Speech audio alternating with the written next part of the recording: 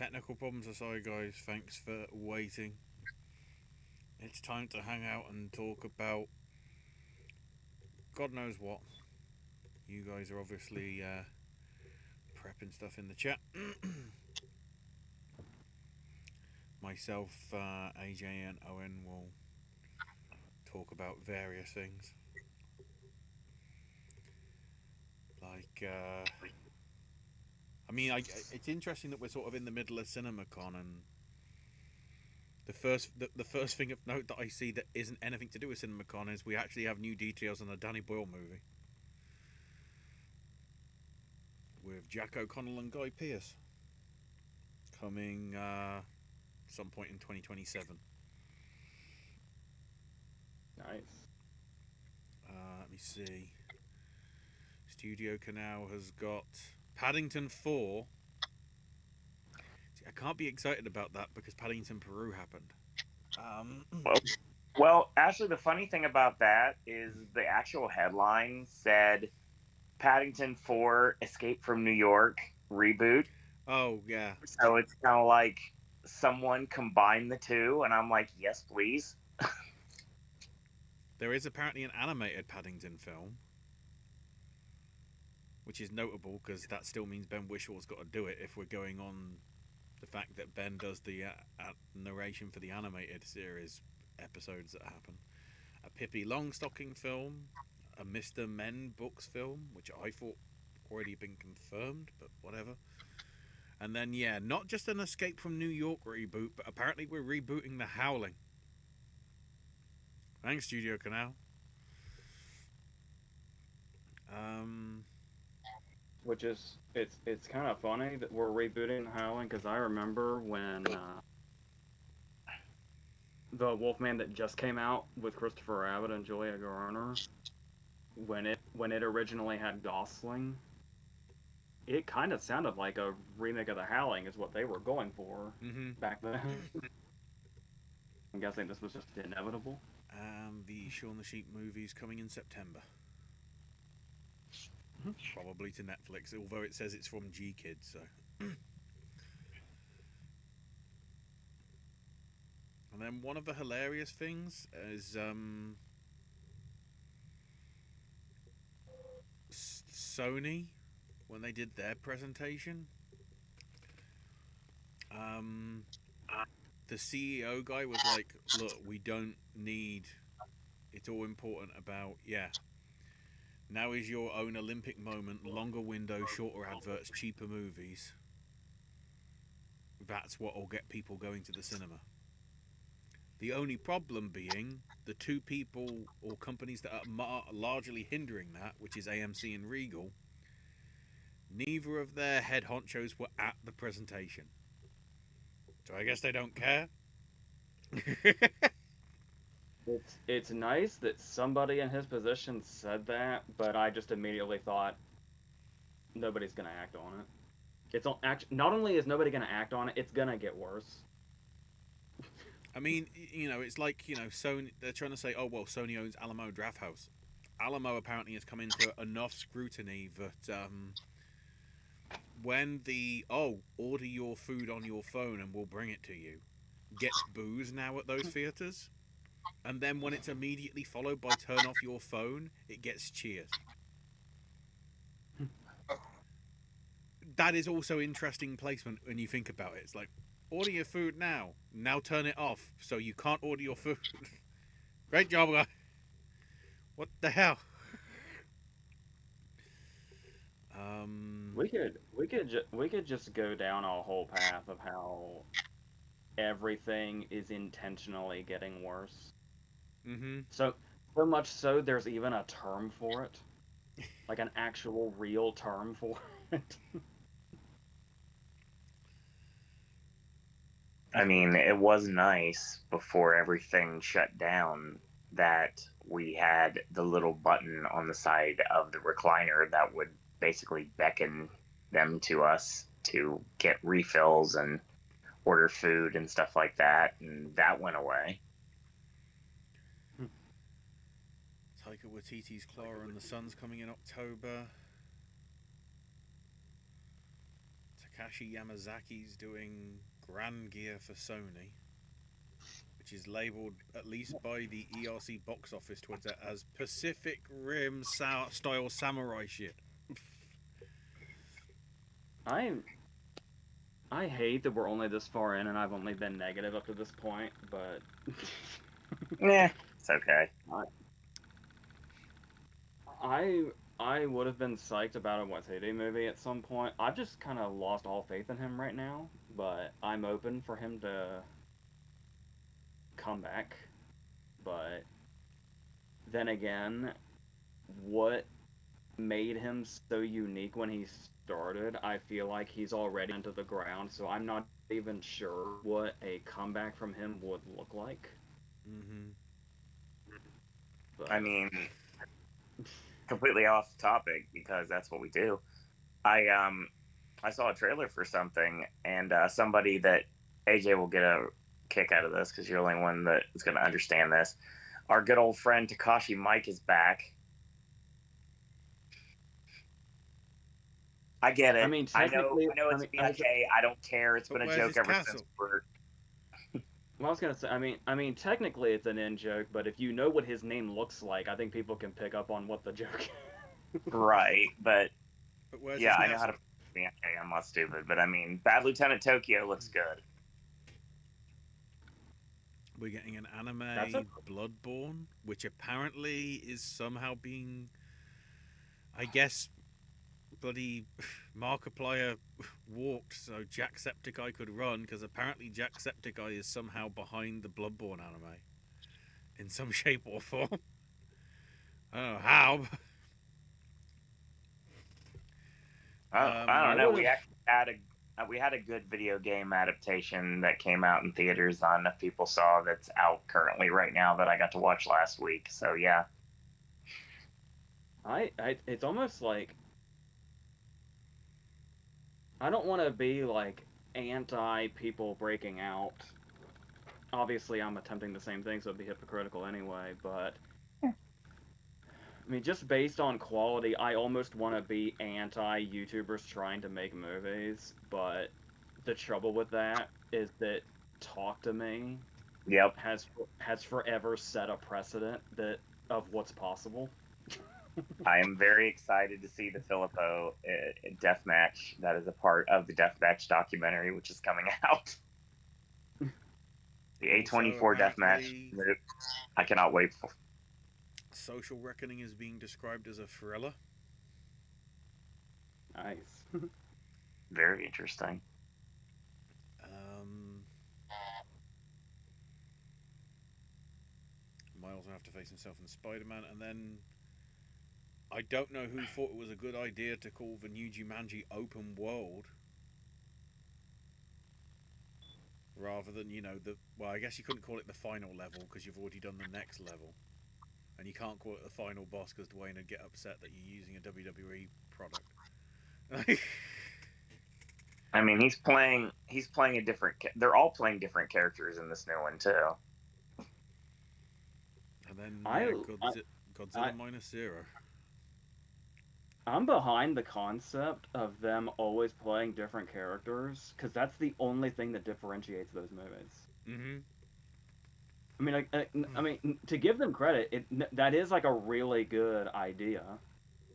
They're It would just also be great if it wasn't the only upside of continuing to do those. Yeah. Dwayne said over the weekend that it's going to be like a big shout to Robin Williams, and he basically ended the interview that he had recently with "This is for you, Robin."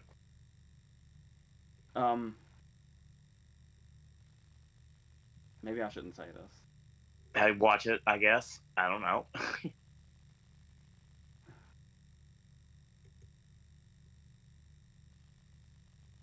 Okay, here's the thing.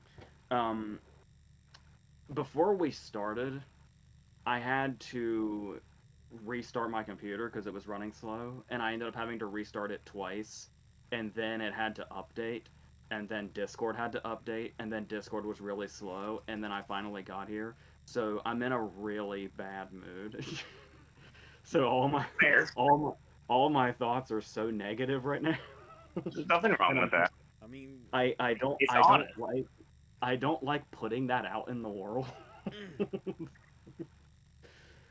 well, apparently um, Godzilla Minus Zero is going to have Godzilla show up in America. Although it just says he walked past the Statue of Liberty, so it could be Las Vegas. No, he's going to be in New York. It's in the blurb I saw. Oh, okay. When it said Statue of Liberty, it's like which one? The one in Vegas isn't I that was big. I was okay. We got to go back.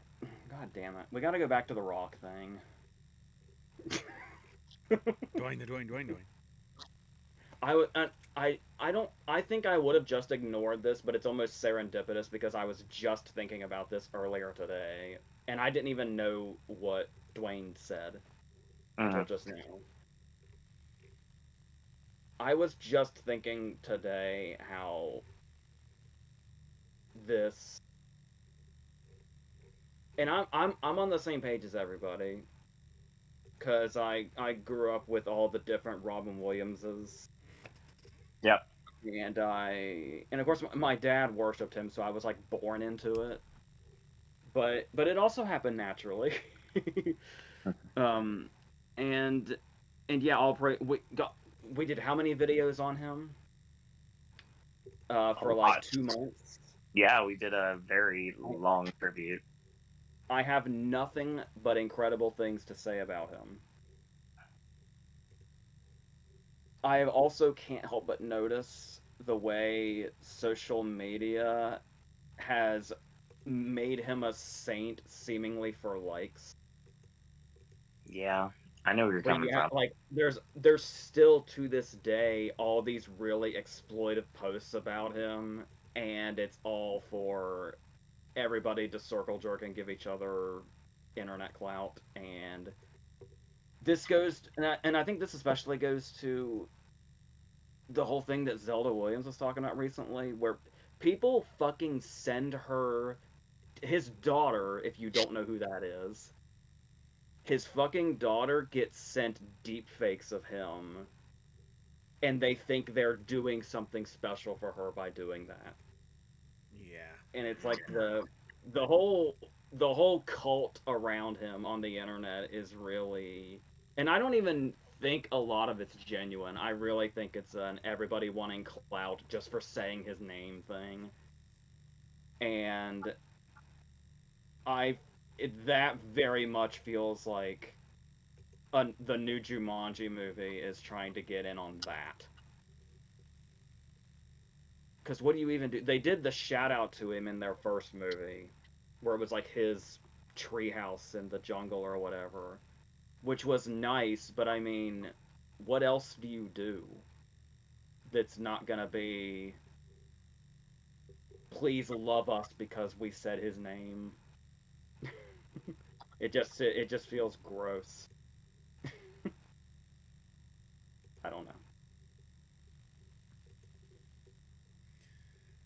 The one thing that did surprise me in terms of the other sort of movie news is I want to say there's no American or British interest in terms of directors at Cannes, which I want to say is the first Yeah. time in a while. And even if you look at the list of the closest we have is Andy Garcia's Diamond, that apparently is being shown out of competition. All the sort of big ones that you thought of might shown up, like what Spielberg's Disclosure Day, apparently isn't showing there as it stands, which seems a I heard little strange. I heard some people were expecting the Cliff Booth movie, and it won't either.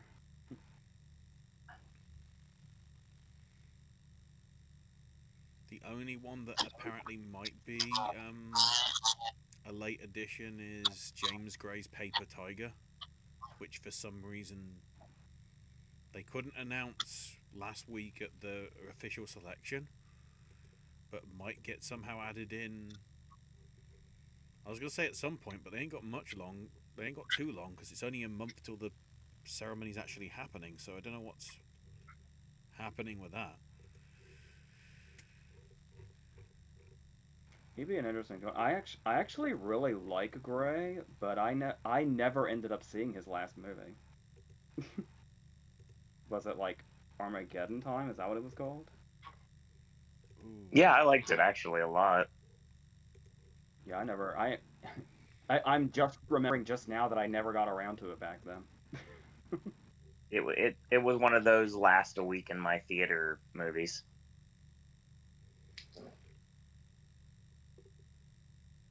I love. It's love when I see some Love for the Immigrant randomly show up. That's like a I know he's mainly known for like the Yards and We Own the Night and stuff like that, but the Immigrant is like masterful. Mm-hmm. Yeah, I was obsessed with that movie through all of 2014. yeah, that is a correct statement in every way, shape, and form. But yeah, some of the usual suspects: Hamaguchi's All of a Sudden, Pedro Almodovar's Bitter Christmas. Although by the looks of it, there's no names that I recognise in there, so it's not like he's relying on Penelope Cruz this time. Seemingly, it's a different cast. Powell Pawlowski, Iris Sachs, Kareda-san.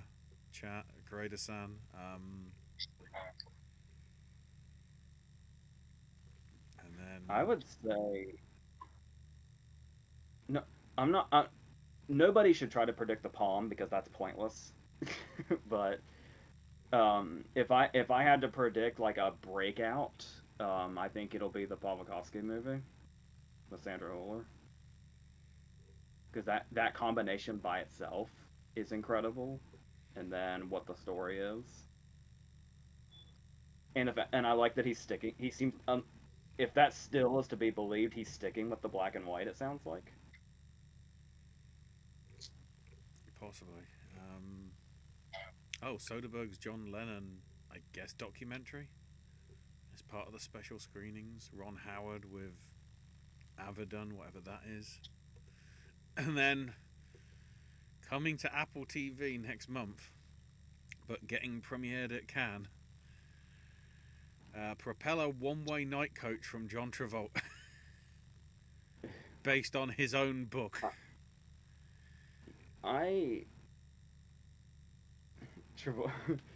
Travolta's one of those guys that I always want to root for. You know, there was like you had to really be there for Travolta's boom in the 90s, especially.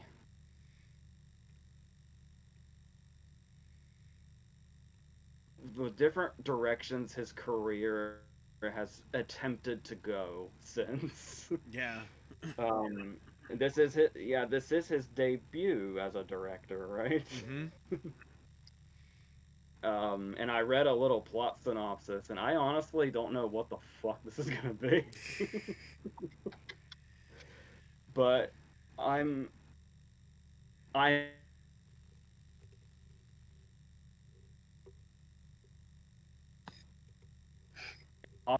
I'm almost getting rules don't apply vibes, where it's like, hey guys, Warren Beatty's better. Yeah. No, I get. I'm just at the same time I'm getting flashbacks to what Michael Flatley and Blackburn. Like, oh no, it's the passion project that they wanted to. They've got to do everything on it. They got to write. They got to direct. Having just seen the bloody Red Letter Media best of the worst with free things like that, it's like, oh my god.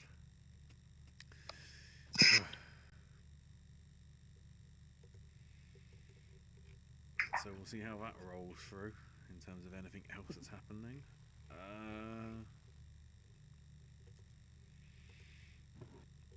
Right to the chat. Josie says, hey team, hope you had a wonderful Easter and Passover.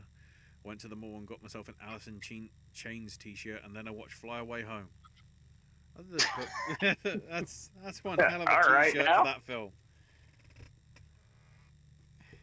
I would spend afternoon doing that as well.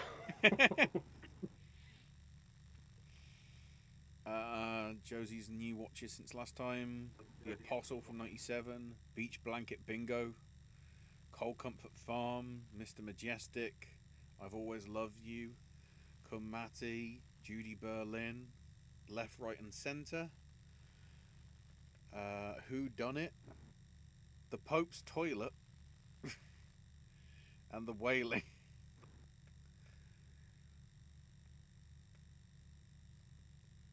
And then Josie saying, looking If forward. anybody was gonna, if anybody was gonna find a movie with that title, I imagine Dozy would be the one to find it. Yeah. And I'll just shout out really quick that I've been wanting to rewatch The Apostle forever because I remember being really riveted by Duvall's performance. There's a VHS around here somewhere. Actually, I think there might be a DVD around here too. Come to think of it, my A's are in a closet because I ran out of room. But I remember really loving them and that nomination, so that's a good shout out, especially now. Uh, Josie, in terms of Can, looking forward to Fjord, Hope, All of a Sudden, Fatherland, Dreamland, Adventure, and more. In the sidebars, there's some intriguing sounding animated films such as Iron Boy, In Waves, We Are Aliens, and Viva Carmen. I know there's those who want to see a film from a distributor other than Neon take the palm, but seriously, I think we could judge the film first before the studio brand, just like the clothing. Yeah. I guess it's just Neon that's got all the money apparently at that point in the year that they can splash it out to get the distribution rights for them. But that always will be for Cannes. It'd be weird if you had. I guess maybe Focus Theatres possibly might pick up some of them, but I wouldn't have thought 20th Century and, you know, Fox Disney would really be in for a lot of Palm stuff.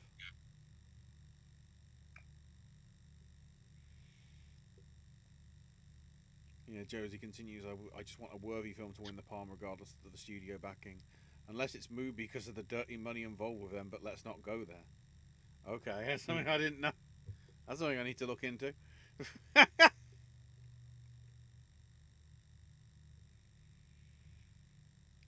Josie says Wailing was nuts. It has me curious for Hope.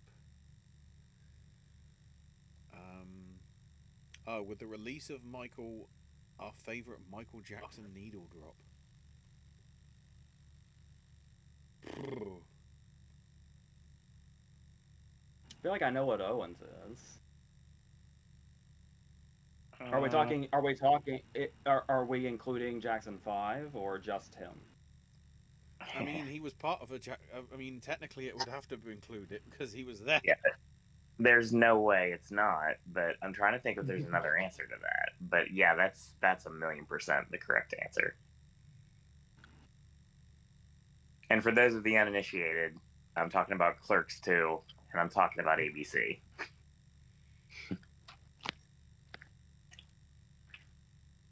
But I will say, Josie, I am so freaking hyped for this movie. And it's going to be great to see another Antoine Fuqua movie again, honestly, because it's been a minute. So that's going to be fun. And I also know that a sequel has already been greenlit. So regardless, so I'm very excited for this. I'm intrigued as to what that's going to cover, though. Apparently, from what I saw, I don't know how valid this statement is, but when they put out This Is It, they were going to do concerts based on the documentary, and of course, they were not able to do so. And apparently, it's going to take place at the O2. Oh, in terms of the premiere, yeah, which is weird Right. because if they haven't yet determined whether they're going to do the premiere there, yeah, let me just check my local cinema because I'm pretty sure it's supposed to be opening in like 2 weeks. Yeah, If we can't honestly, get the venue booked for a premiere that soon, alarm bells need to be bloody ringing. yeah, I'm very excited for the 24th in general because that's also the day I finally get to see I Swear. Yeah, it opens here on Wednesday the 22nd, so if they need to do a premiere, it needs to be in the next 7 days.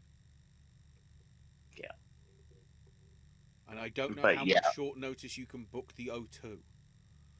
I mean, given the circumstances, I feel like there's got to be something that can be changed.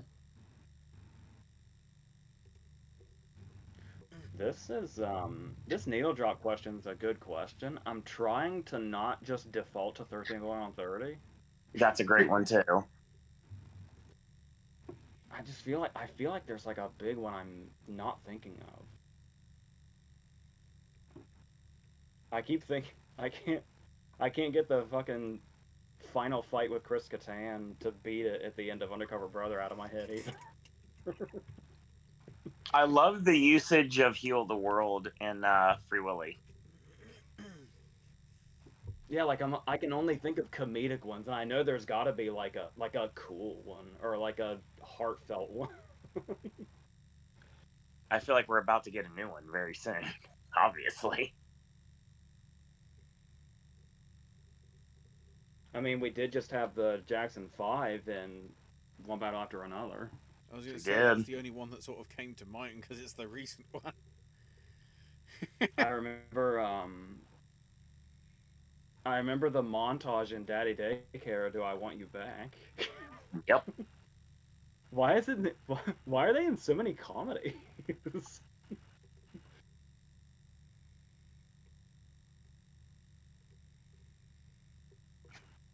uh,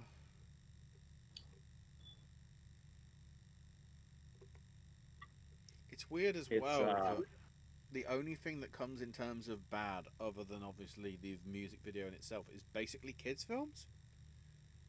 Because I think it was in Despicable Me. And I think Sounds right. it was used possibly just in the trailers for Angry Birds movie. And I'm actually just I've just looked up here and it's also in Megamind.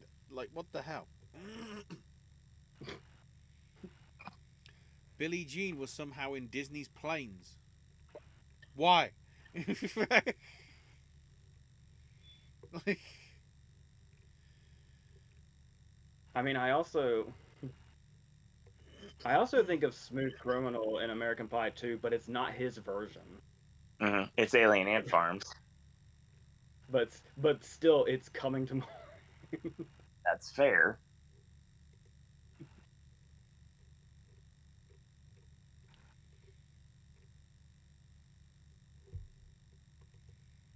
I'll just default to 13 going on 30 because it's iconic now.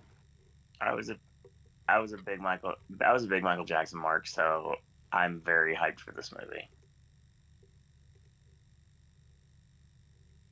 what I find hilarious is apparently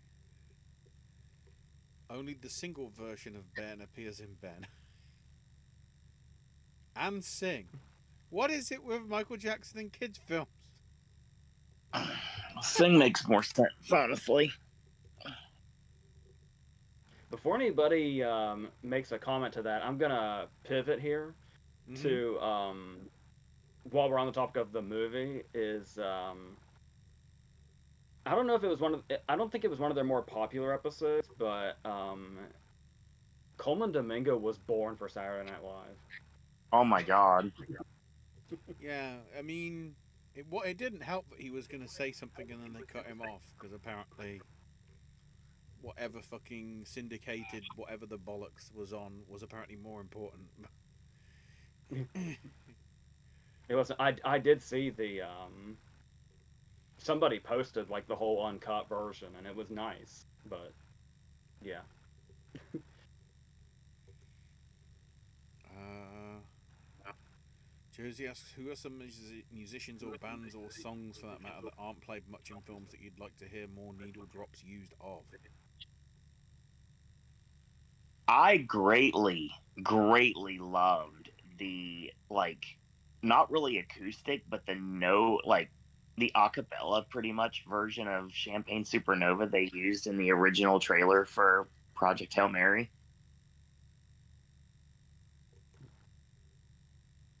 Oh, and speaking of that, can we go ahead and say how freaking awesome it is that it's finally happening that Oasis are getting it inducted into the Rock and Roll Hall of Fame this year?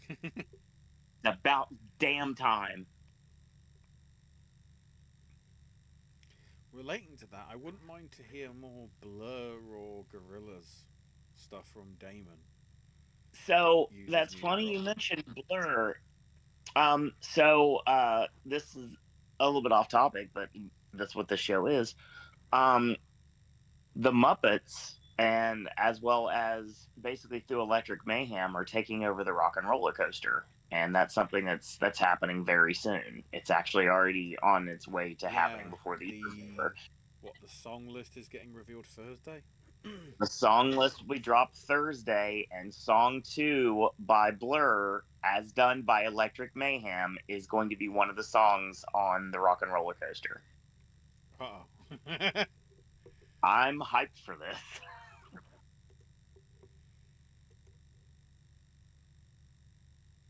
So, if you are uninitiated, the Rock and Roller Coaster used to be Aerosmith themed, and there would be five different songs that would play like based on which ride vehicle you had. There was actually a license plate on the back of it that told you which song you were going to get if you paid attention. And the Muppets version is going to have five different songs as well. So I'm very curious to see what songs end up being on there.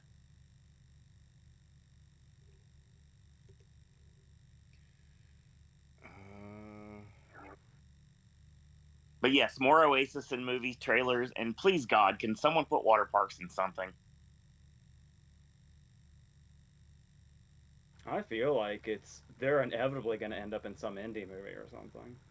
I we're getting there. Don't worry. We'll get there eventually, sir. Um, but yeah, and because funny because a band that I used to enjoy because of personal reasons back in the day ended up in the Soul Surfer movie,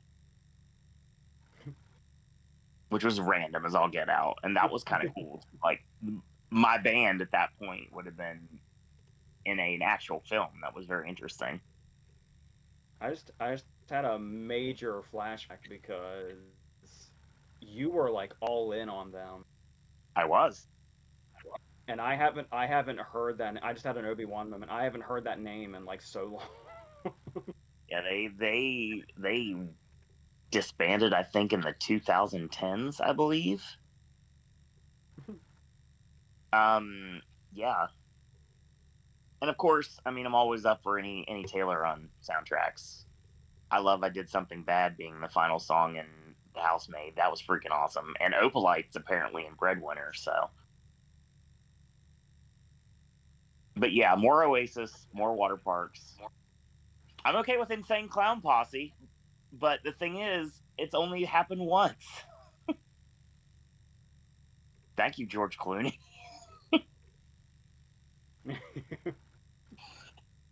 Actually, it'd be Soderbergh's call. Well, yeah, but I'm sure George Clooney could have said, I'm not. I ain't down with that." I'm thinking George Clooney in Juggalo paint wearing a hatchet man around his neck. It's fine. Wow. Charles vibe. Favorite Led Zepp needle drop. Josie's would be communication breakdown in Small Soldiers. I'm not a Zeppelin mark. I never have been. This is hard for me. Considering the fact that the tag team I managed in the Indies came out to the Immigrant song, I kind of had that drilled into my head for about a year and a half. One comes to mind. I just I would have to look it up to make sure it's them because I'm not completely positive, but my computer's so fucking slow right now. I may just have to risk sounding like an idiot and just say it and people can correct me. Go ahead. Mm-hmm. um, is When the Levees Break them? Yeah. Yeah, I think it's in the movie too, but I love it as the end credit song for The Big Short. Mm-hmm. that's fair. Yeah. I to me, I kind of want to say mainly because it's also used twice. Immigrant song in Thor Ragnarok. because it was Yeah, that's a good one. because to some extent it was like it was at that point where it didn't happen very often, even though I guess that's when Led Zeppelin went crazy because that was the same year that we had. I don't know whether it was in the. It was certainly in the trailer. I can't remember if it was in the movie, but when "Babe, I'm Gonna Leave You" was just randomly put in the trailer for the King Arthur film. Like, okay, I don't get it. Especially because I don't remember Guinevere being the main plot of the King Arthur thing. That would make sense if you're trying to, do the whole description. But it like, okay.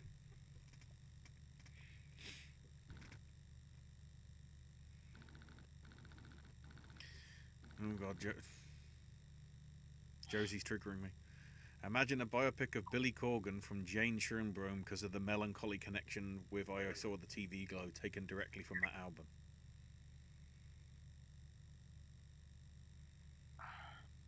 Just as long as it involves the NWA, that's all that matters.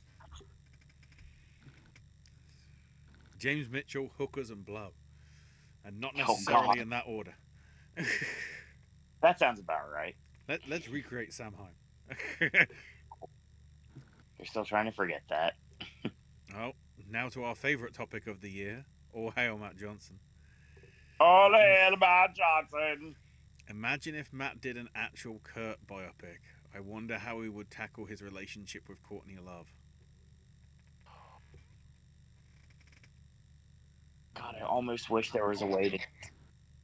I almost wish there was a way to turn Austin Malone into Kurt because he's got that voice down pat. I'd love to hear that music because I already have, and I want to hear it in a movie. I could actually see, because that'd be a really risky move to do. Yeah, for sure. But I could totally see it in his style. Mm-hmm. I don't have an answer to the Courtney Love question, but I will tell you a Kurt Cobain biopic done by Matt Johnson. I feel has awards contender written all over it. 1,000,000%. Well, speaking of that, when The Anthony Nirvana, the Bourdain band that showed movie, the yeah. movie, when Nirvana, the band that showed the movie, appeared in the sizzle reel that Neon apparently did today, it got the biggest cheers out of the sizzle reel. Of course it did. Why wouldn't it? Maybe that will tell Neon to ship it to somebody else and not just keep it to America. I mean, I don't know. If we're talking about potential chances, like an Anthony Bourdain movie with Matt Johnson directing, maybe it's the awards contender. It's possible. Josie, as a joke, still wants the Jimmy Buffett biopic. At this point, we just make it Jack Black. Josie's talking about the Wailing had a crazy bird poop scene. I'd say my favourite bird poop scenes are Mel Brooks' High Society and the scene in Shrek 2 where Prince Charming gets pooped on by a pigeon. I think it's very discerning to you have a favorite bird poo scene in movies. Just a tad.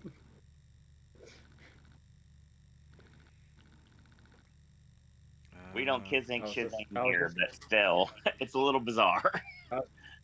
I was just gonna say, don't let that be the next question because I've got nothing. I think Owen's got the book screenshots or whatever is describing them. Yeah, I got them. So how long have we been since we've done a show? It's been a minute. I've been able to see some movies since we've. I think we need to do that at some point for the shows. Like for example, like these hangouts. It's kind of like I know AJ still watches movies when he has the time, and I watch movies every week because I only have Fridays to do so. So, AJ, is there anything you've seen recently that you'd want to go into at all, even just slightly? I feel like the next time we do one of these, I will. Okay, cool. As of, as of now, I still haven't seen anything since Nirvana. That is fair. That is a fantastic movie to have finished with. If that's the last movie you see this year, it's like yes, you win. So But I'm very much hoping I'll be a lot more caught up by the next time we do this. all right, then I'll just throw it out for me. I think I got to see. I talked about Super Mario Galaxy being kind of like so-so and everything like that. The drama was not. I mean, I don't think it's as strong of a. A lot of people were like calling it out for like an awards contender, even like like at the very beginning when they came out. I'm like, no, it's not a thing.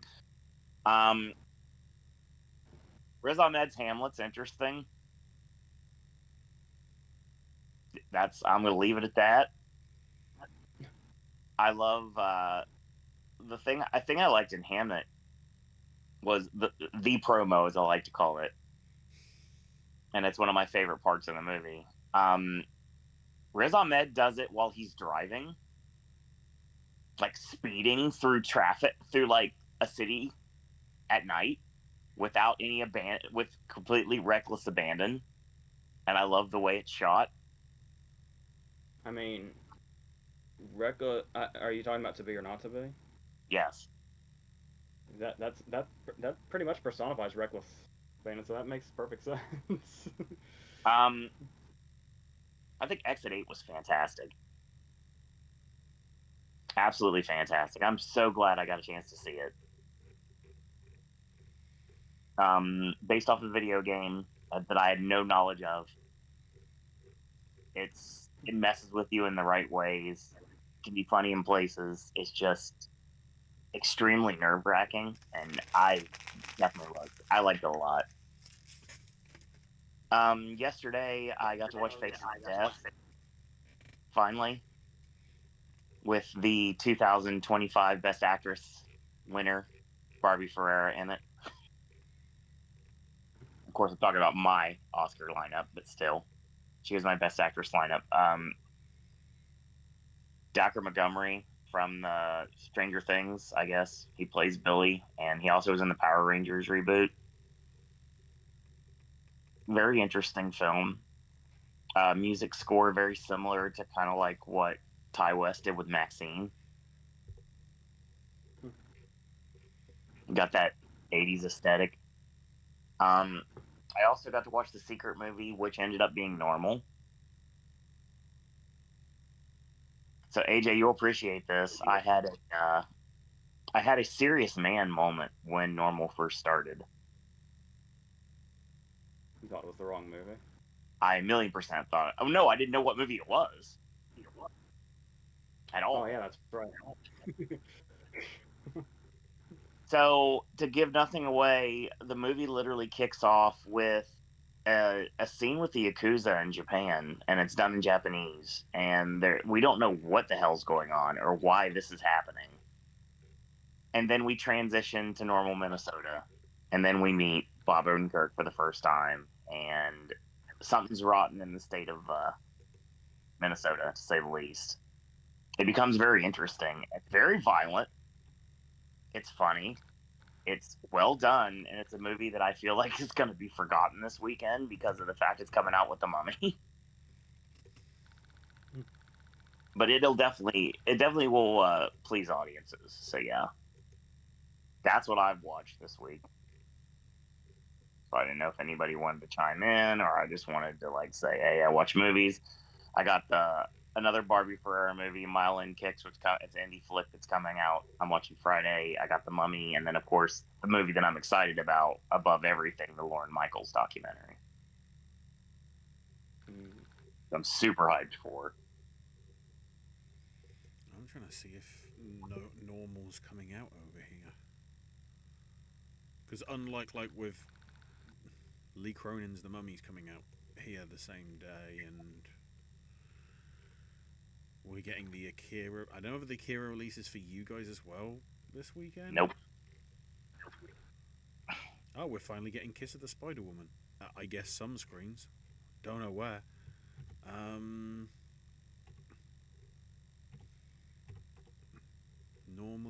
Normal's coming out here May the 15th.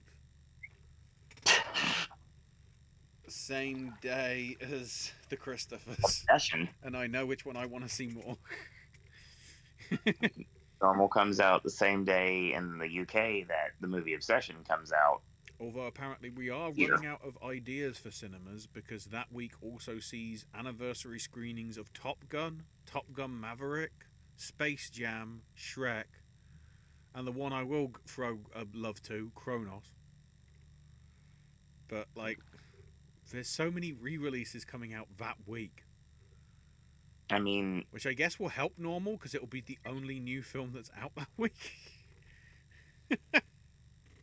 we've got Fight Club and Evil Dead next week, so I guess because it's sandwiched between Star Wars afterwards and Mortal Kombat 2 and the Sheep Detectives. Hugh Jackman is back. Yes.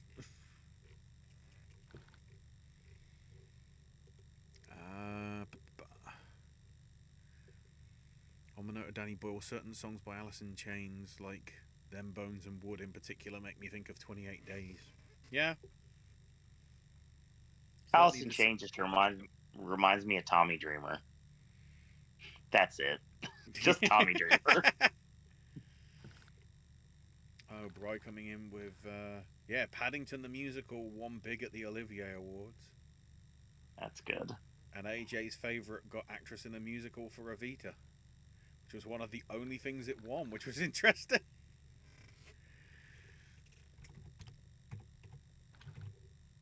I was trying to get the list of that, because I think Evita might have taken 2 awards, but Paddington took 7, I want to say. Let me have a quick check. Yeah, Paddington took 7, and then Punch, Ken Rex, Into the Woods, Evita, and All My Sons took 2 each. So what we're trying to say is Paddington wiped the floor. I mean, it helped that it got supporting actor and actress in musical, which is a bit of an advantage.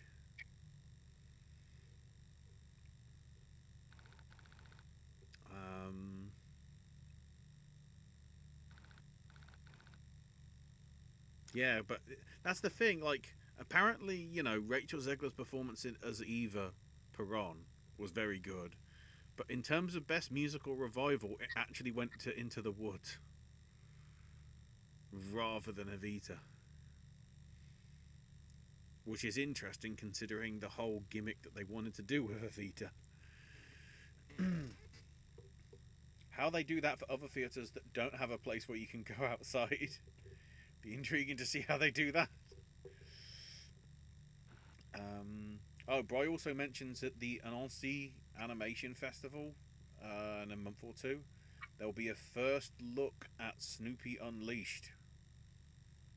The first direct sequel to the Peanuts film from 11 years ago? Yeah, 2015. Yeah. Sign me the fuck up!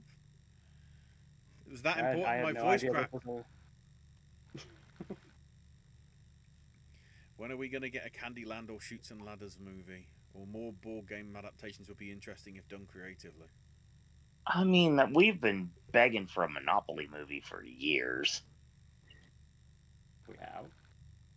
I know people that have been. I know. The thing I will stand by forever. Obviously, it wouldn't happen now, but probably 20 years ago, I saw a post on an IMDb message board where somebody said they wanted a Candyland movie directed by Terry Gilliam. Wow. That's the only thing I think about when a Candyland movie comes up. I think Sandler was supposed to do one at some point. Needless to say, I don't think it would have been that kind of vibe. And I don't think, should that movie come to be, we're not going to get anything weird with it. I don't imagine there's any board game based movie they're going to do anything particularly interesting with. Mousetrap.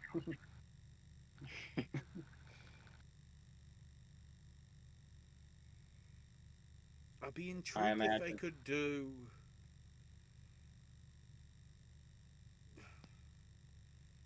The obvious one you could try and do something with maybe is Clue, but considering how well regarded, at least, in I guess very Shawshank esque in that sort of critics didn't really get Shawshank at the time, but sort of it became sort of a treasured classic afterwards. I feel the same as kind of happened with Clue, but considering how well we've seen elements like that in terms of God knows how many things, probably most notably the Knives Out franchise, I feel there's a lot you could sort of possibly do with that one. Wasn't it? Wasn't it like on the heels of Knives Out that fucking Ryan Reynolds was involved in a potential Clue thing with like Jason Bateman was going to be Mr. Green or something, and I then it just vaguely remember something along those lines that was, being lined up but never actually went through on. But yeah, I'm not anti trying different things with the same property the way a lot of people are. But I feel like this is a particular case where it's like if you tried to make a Clue movie, it's one of those things where you just look at the one from '85 and you're like, what else can we do? Like yeah, we're not it's the gonna like I think that movie like didn't leave a stone unturned with that concept.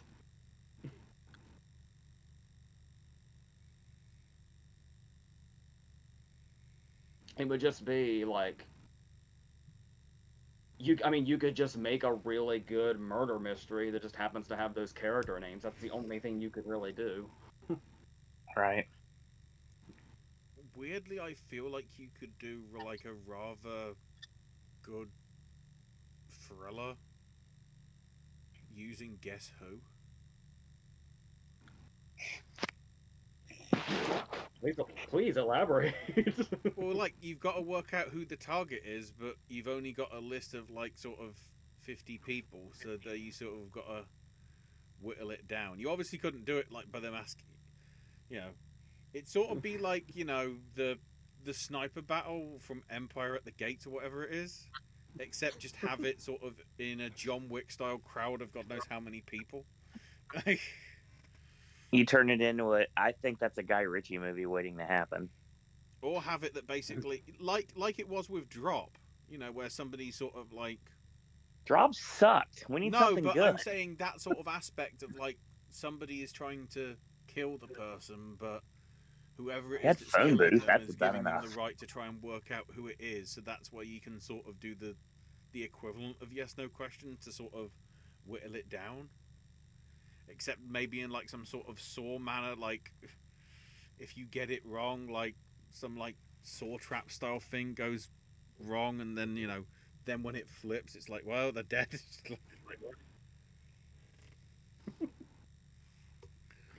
That sort of aspect. If it happens, I hope they do it shit. There we go. Um, Josie understands what you're saying regarding Robin Williams, AJ. Yeah. Yeah, certainly, if people were sort of used that way. Oh, AJ, have you seen any movies from W.C. Fields?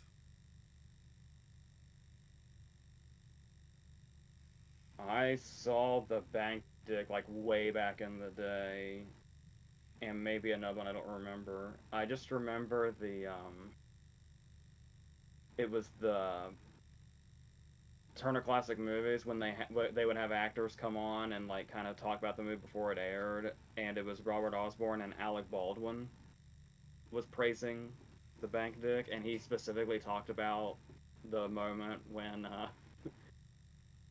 he offers a hearty hand class, which you would imagine would be this really giant handshake, and he just kind of touches his palm with two fingers, and that's the bit. That's the only thing I really vividly remember. But that is a road I would like to go back down all the way.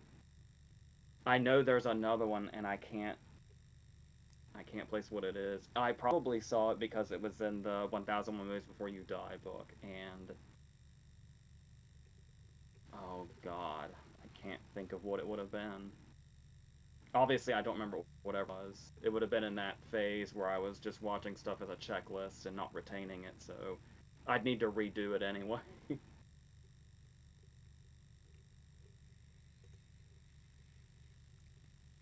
Uh, Josie mentions the Paul Pawlowski film. Apparently, he's only 82 minutes long, so similar to Cold War then, because that was, I think, only 80-ish, right? That was pretty short. I think Ida was pretty short too. Mm-hmm. I think my Summer of Love's only like 80 something minutes also, so he's always been pretty concise. Hans Zisler co-starring with Huller was in Wim Wenders' King of the Road, which is another road trip movie. Oh, and apparently 97's Apostle also's got a very young early appearance from Walton Goggins. Yeah. Alright, Bry's got his personal Oscars lineup for 2001. 2001. For Animated Documentary International, Bry has Elling, Monsters Inc., Shrek, Son of the Bride, and the winner Lagan, Once Upon a Time in India.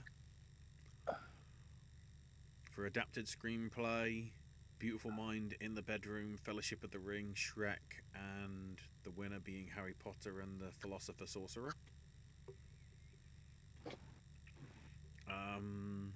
Original Screenplay, Monsters Ball, Monsters Inc., Royal Tenenbaums, Son of the Bride, and Lagan, winning. For Supporting Actress, Dakota Fanning for I Am Sam, Carrie-Anne Moss for Memento, Rachel Shelley for Lagan, Maggie Smith for Harry Potter, and winner Gwyneth Paltrow for Royal Tenenbaums. For Supporting Actor, I like the oh, go ahead. I like the Paltrow win, and I like the Carrie and Moss shout out.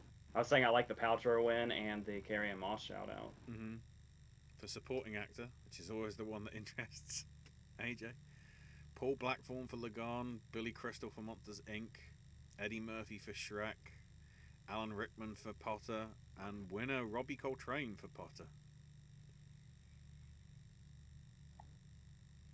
Crystal and supporting's an interesting choice. Is Mike supporting? I never really thought about it in that way. It's hard to tell. Like, I guess because Sully's so much with Boo, maybe he could be considered the lead. putting putting Mike in supporting is the perfect representation of the running joke where he keeps getting covered up by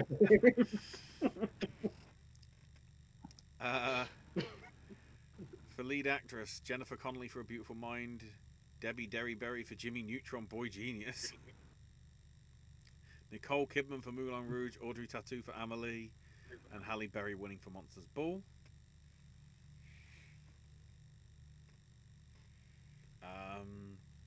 For actor, Ewan McGregor for Moulin Rouge, Will Smith for Ali, Billy Bob Thornton for Monsters Ball, Tom Wilkinson for In the Bedroom, and winner Russell Crowe for A Beautiful Mind. That's surprisingly, like, there's less left field options there for Bry, because that's like a list that I could see the Academy actually go do with. Because I want to say all four of them were in there, bar McGregor that year. Thorne wasn't. Instead of Thorne, it was Denzel. Oh right, yeah. For director, Michael Mann for Ali, Ron Howard for Beautiful Mind, Ashutosh Gowalia for Lagan, Baz Luhrmann for Moulin Rouge, and the winner, Chris Columbus for Potter. And then Bry's 10 for picture, Royal Tenenbaums, Son of the Bride, Monsters Ball, Monsters Inc., Shrek, Moulin Rouge, In the Bedroom, A Beautiful Mind, Lagan, Once Upon a Time in India, and Bry's best picture was Potter and the Philosopher's Sorcerer.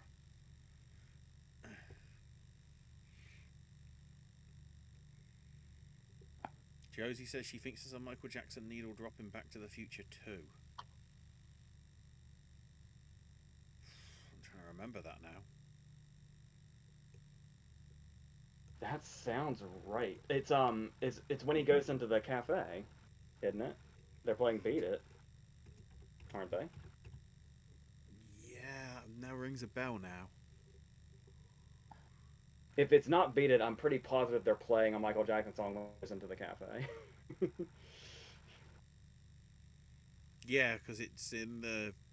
Yeah, it's the 2015 cafe, because he's still relevant. Which is ironic, because he still is.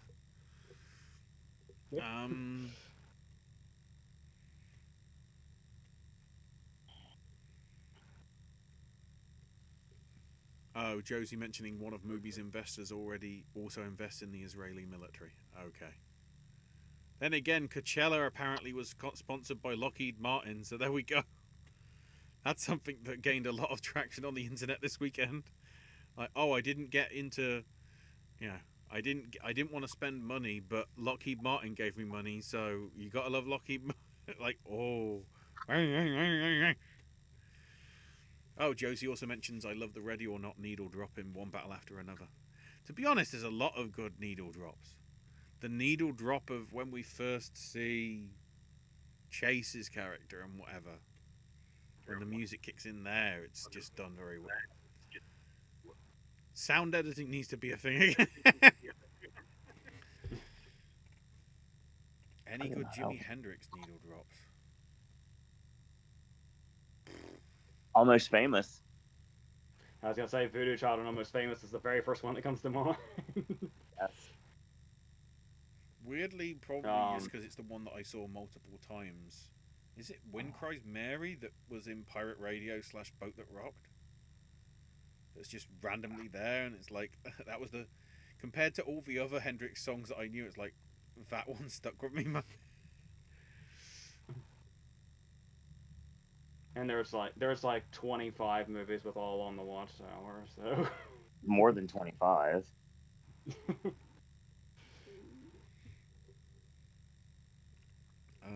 There's... I'm trying to. I don't know if he has any deeper cuts that have shown up memorably.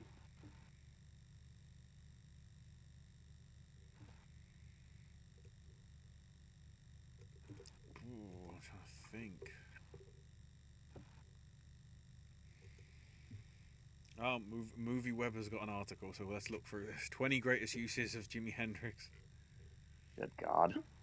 Voodoo Child in Lords of Dogtown. Yeah.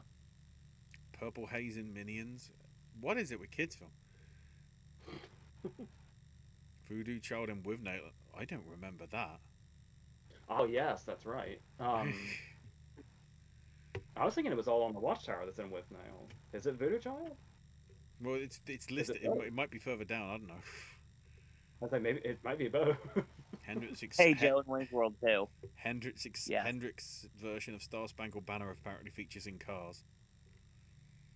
Oh, Electric Ladyland in High Fidelity.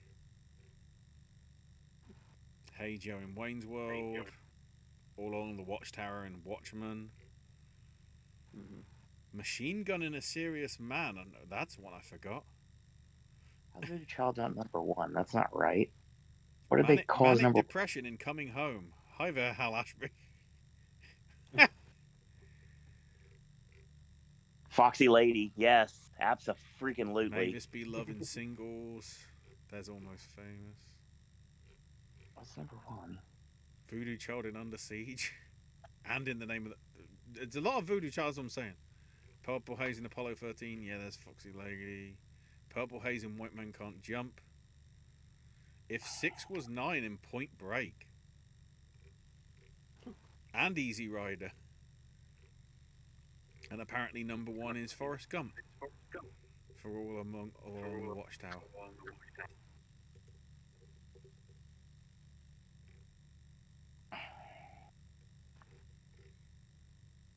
One of them was like, oh, in the documentary, and it's like, well, of course. It's like, of course he was in Woodstock. What do you expect? Like,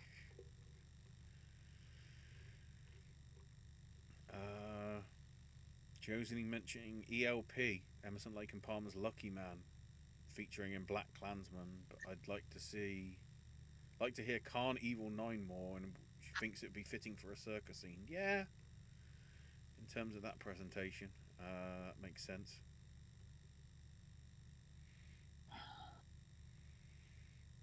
More old Weezer needle drops. Suzanne and Mallrats is the best.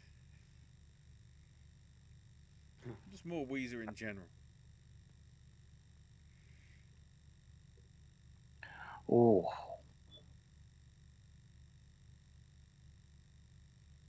Oh, Brian mentioning, are you going to be able, Owen, to see Toy Story 5? Because you, Bry's clarifying you haven't seen 4. you're right. I have not seen 4. I am hoping that Disney decides to get money again and re-release 4 in the theater so I can see it theatrically. But weirdly enough, to be fair, the only Toy Story movie I've seen in a theater is 3.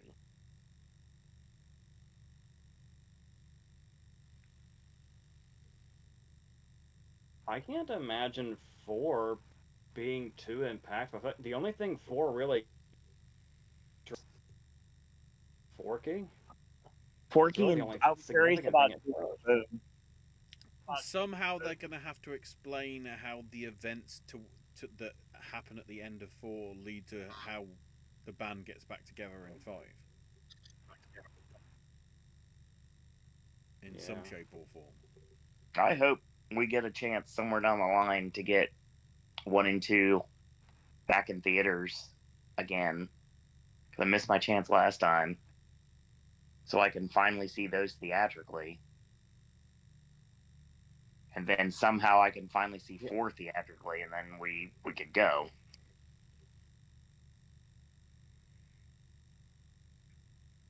Yeah, because they did big re-releases for re-releases for 1 and 2 when 3 was coming out, but only if you lived in like significant cities. Right. Whole bunch of movie birthdays today. Adrian Brody, Rob McAfee, Come On with Sunny. Sarah Michelle Gellar, Abigail Breslin, Robert Carlyle, Peter Capaldi, Brad Garrett, Julie Christie, and the late Rod Steiger.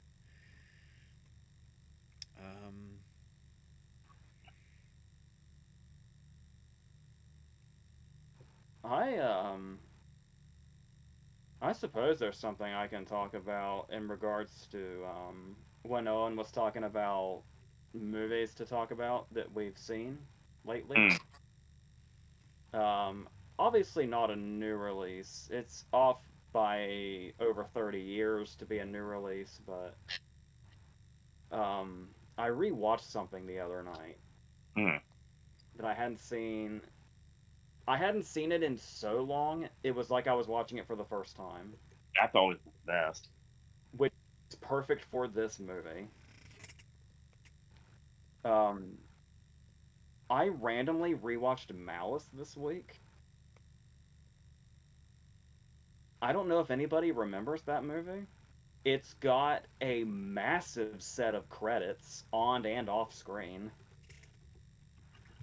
Sorkin and Scott Frank wrote it. It's got a Goldsmith score. The cast is fucking stacked with a fair amount of people that weren't recognizable at the time. Um, I thought I remembered what that movie was about. Um, that's an insane fucking movie. And I don't remember it being that insane. I may have seen it at an age where I didn't fully understand it. That's the only explanation I have. But the direction that the where that movie starts and then the directions it goes and ultimately ends up are fucking insane. And I don't know whose original. I think there's a credit. I don't remember whose like original story it was and how much Sorkin just went all out. But yeah, if you're into something like that, uh, I feel like that's a movie that should have more conversation around it. So I'll just throw that out there.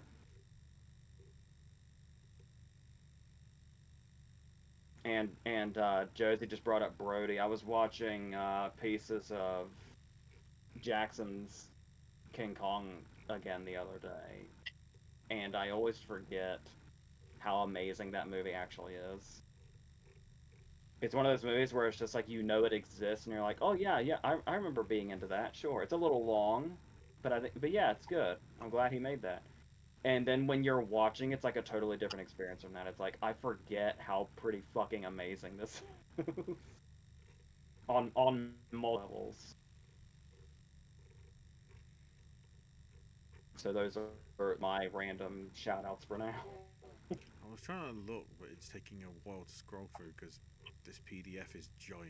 But apparently, Malice was like one of the top 20 most rented films that year, according to It's Billboard. definitely like I imagine in '93 and '94 that had to be like a big word of mouth thing. Like you have to see the crazy shit in Yeah, the. as certainly as a rental thing, it just seems because like box office wise, I don't know whether it did massively. I think it did like 60 something million maybe, which in the early '90s is pretty good. I think.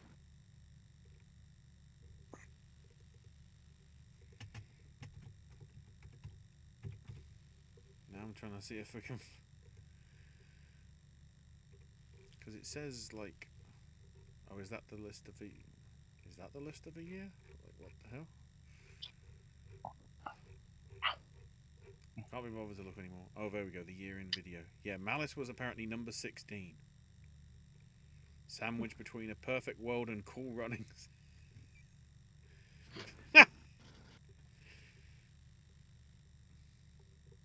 And the usual suspects like Sleepless in Seattle and Philadelphia and In the Line of Fire were like the top three that year. It makes me so happy that In the Line of Fire was that popular. That's fantastic. Yes, somehow Four Weddings was only 21. Schindler's List was only 23. Free Willy was only 31. That changed soon.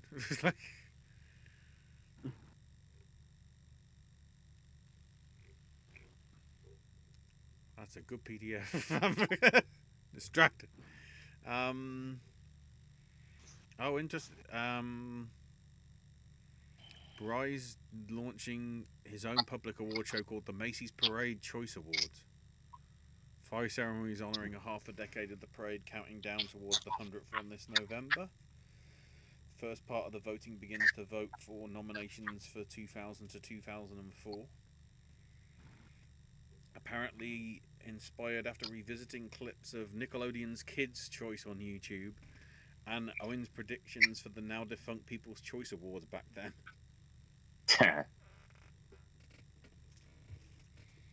Which I love the fact that technically Nickelodeon's Kids' Choice is on Cage Match because of whatever that title that Big Show and The Miz fought over like that That's many true. years ago.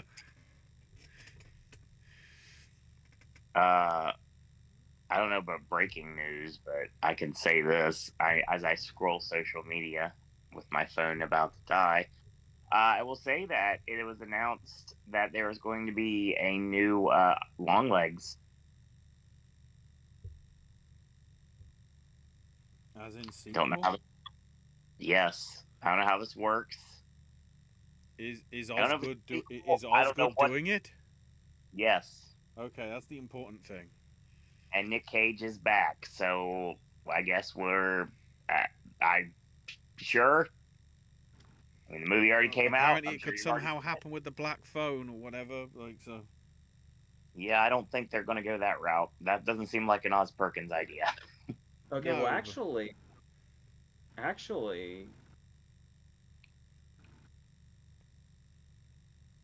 I wasn't a fan of Longlegs overall, Mm. but that movie left so much shit open Yep.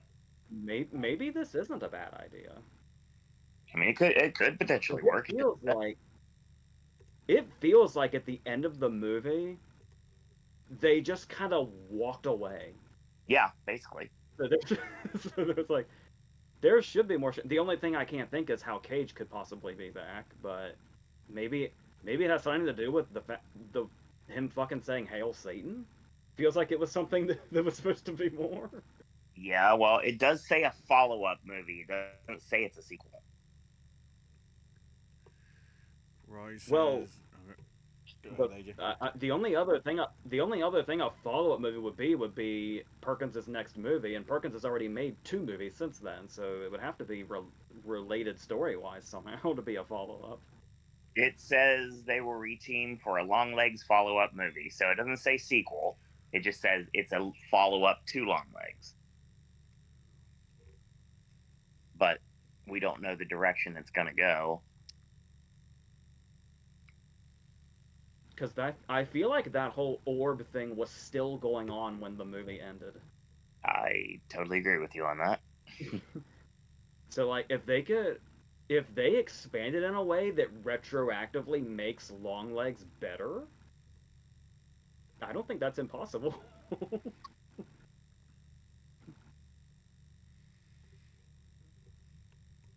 Uh,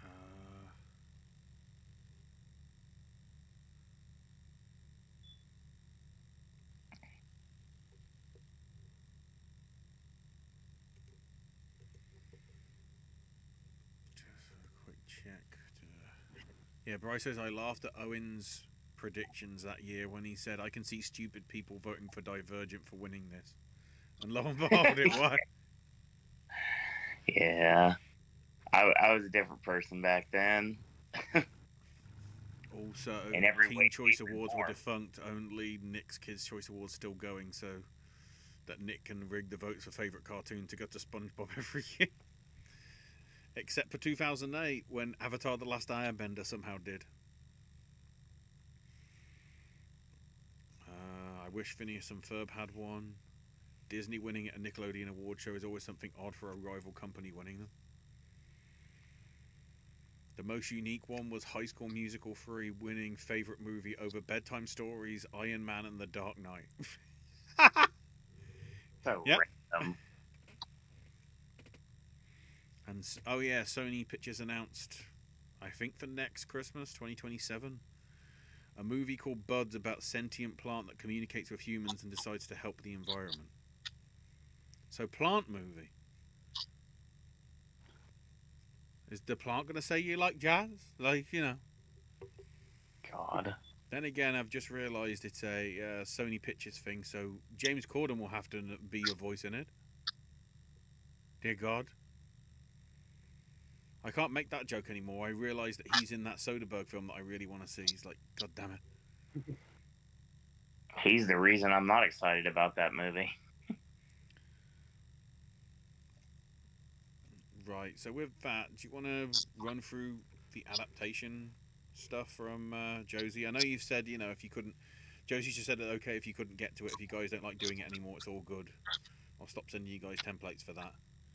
I think we got room for at least some, so. I got them here. Yeah. Let's go.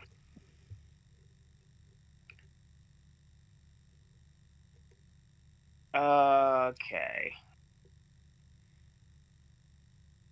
The Wayfinder by Adam Johnson.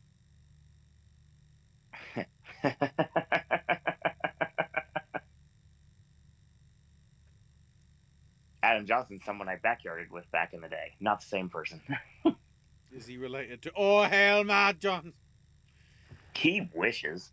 An animated adaptation from Michael Dudok DeWitt, who did The Red Turtle.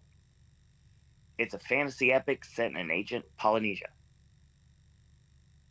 The Ballad of Tubbs Marshfield by Cara Hoffman, adapted by Ryan Coogler, featuring Miles Catton as the voice of the titular protagonist. There's no other place Tuba Marshfield would rather be than singing a song in his perfect little swamp along the Louisiana Bayou. His music can make anyone feel happy. So we're going to typecast him now? Okay, that's cool. Um, but something to Barcott off the line one. But something terrible is happening within the swamp that even Tubbs' song can't fix, and it's making his neighbors feel sick. No one knows what to do. Least of all Tubbs, a mysterious prophecy may hold the key or send Tubbs away from his friends forever. That's fun. Good lord. Thrice by Mitch Albom. Adapted by Frank Darabont. Co-written by Clint Bentley and Greg Cuidar. You're just going for that indie cred, aren't you, Josie? I mean, with Stranger Things, Darabont's technically out of retirement now. I wouldn't know. Maybe I'll know in a few months. Hint, hint. Adapted. Take a shot. Where are we? Okay. When he is 8 years old, Alfie Logan discovers the magical ability to get a second chance at everything. He can undo any moment and live it again. The one catch, he must accept the consequences of his second try, for better or worse.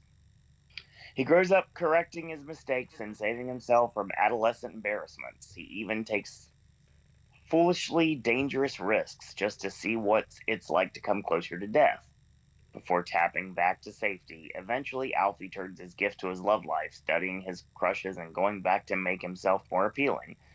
In time, he falls deeply in love with Gianna, the woman he believes is the one. He seems to find contentment, but as the years pass, Alfie's eye begins to wander, which is when he learns a lone caveat to his power. Once he undoes a love, that person can never fall in love with him again. Knowing if he can give in to temptation, he will risk losing what he has with Gianna. I think there's this movie called Obsessions coming out next month that seems a little similar here. Anyway, Alfie makes a choice that changes his life forever. The book begins many years later after an ailing Alfie, take a shot, is arrested for allegedly cheating and winning millions at a casino roulette wheel. This also sounds like a really awesome F. Paul Wilson short story from the David Copperfield Beyond Imagination, which I love so much.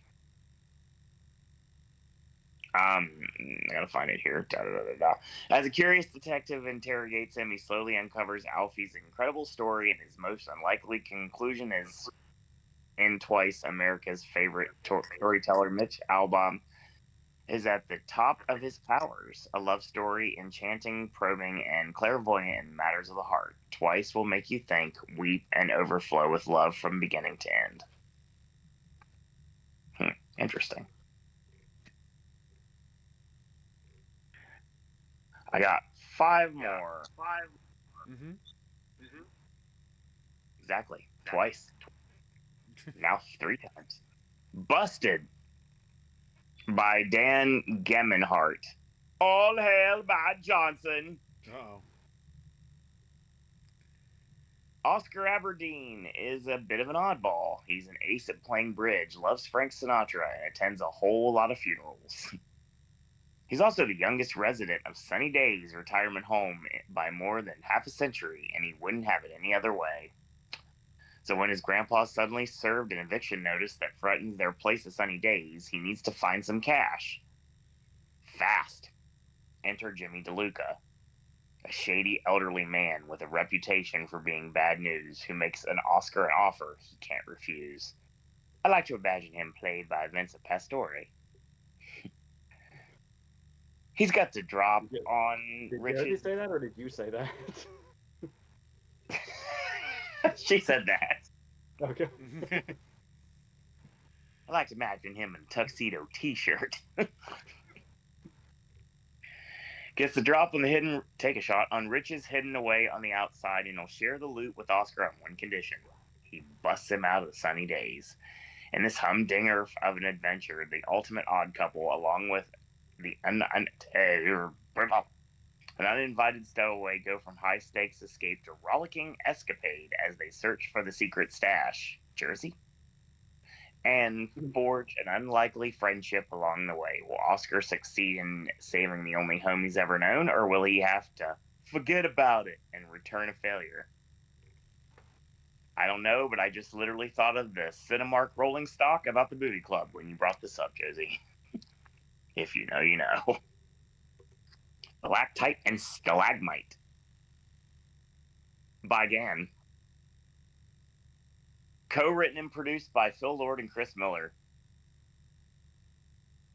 Hilarious and thought-provoking picture book about two little cave rock formations. Yeah, again, more honestly, it's just gonna follow them forever, apparently now.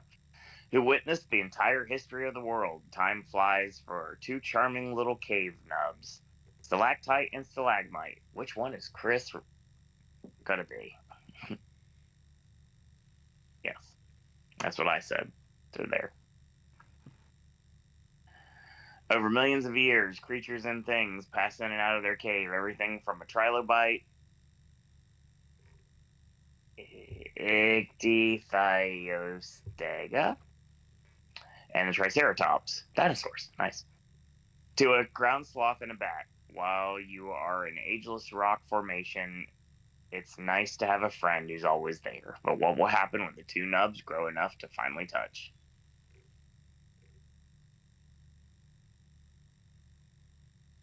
Water Moon by Samantha Soto Yambao, adapted by Makoto Shinkai from Your Name, Weathering with You, and Suzume. On a back street in Tokyo lies a pawn shop, and not everyone can find it. Most see a cozy ramen restaurant, and only the chosen who are lost will find a place to pawn their life choices and the deepest regrets. Hana Ishikawa wakes on her first morning as the pawn shop's new owner to find it ransacked. The shop's most precious acquisition stolen, and her father missing. Into the shop stumbles a charming stranger, quite unlike its other customers, for he offers help instead of seeking it. Together they must journey through a mystical world to find Hannah's father, and the stolen choice, by the way of rain puddles, rides on paper cranes and the bridge between midnight and morning. Night market in the clouds. But as they get closer to the truth, Hannah must reveal a secret of her own, with making a choice that she will never be able to take back.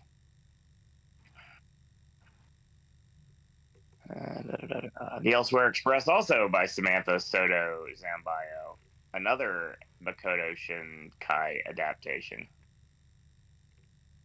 You can't buy a ticket for the Elsewhere Express, appearing only to those whose lives are adrift. It is a magical train seeming to carry very rare and special cargo, a sense of purpose, peace, and belonging.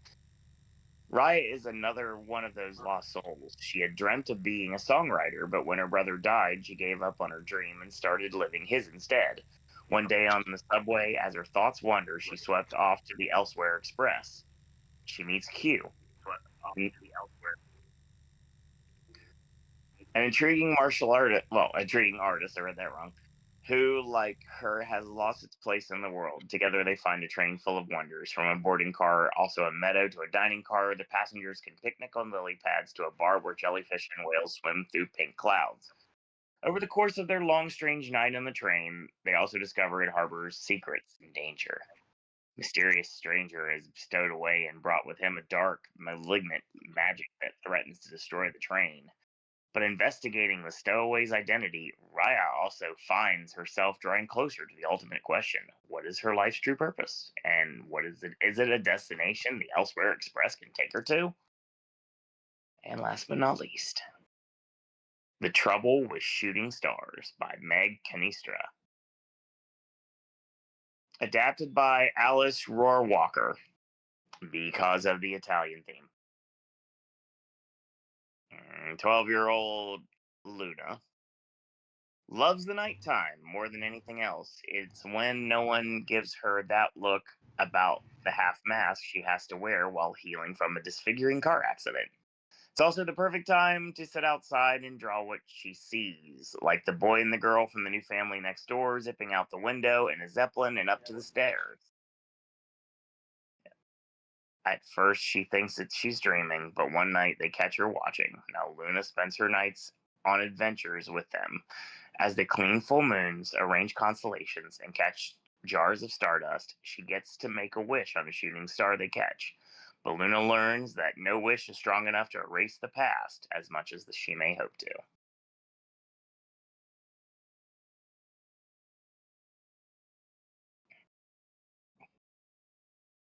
Uh, I like some of those premises.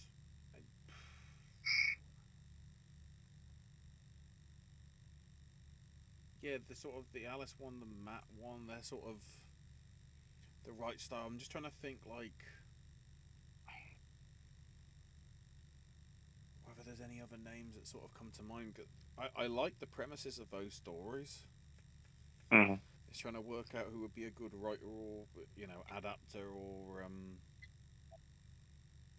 I guess you could say director because of course the amount of people that you have writing directing stuff. Right. But yeah, I like those.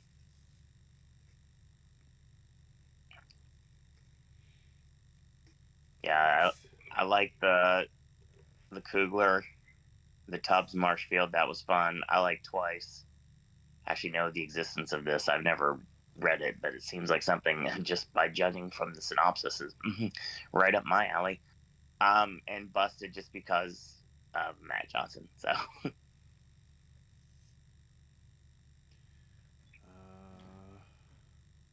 Some of the other. Oh, Josie's mentioned that Universal, in collaboration with Paramount and Sony, apparently are doing a limited edition 4K steelbook set of Steven Spielberg films. that's not surprising at They just all. announced. And it kind of isn't surprising which 8, I would have thought. We have Jaws, Close Encounters, Raiders, E.T., Jurassic Park, Schindler's List, Saving Private Ryan, and War of the Worlds. A whole lot of connections to the theme park. I actually wore my Jaws shirt in preparation for this news. That's actually not true. I'm just learning about this for the first time.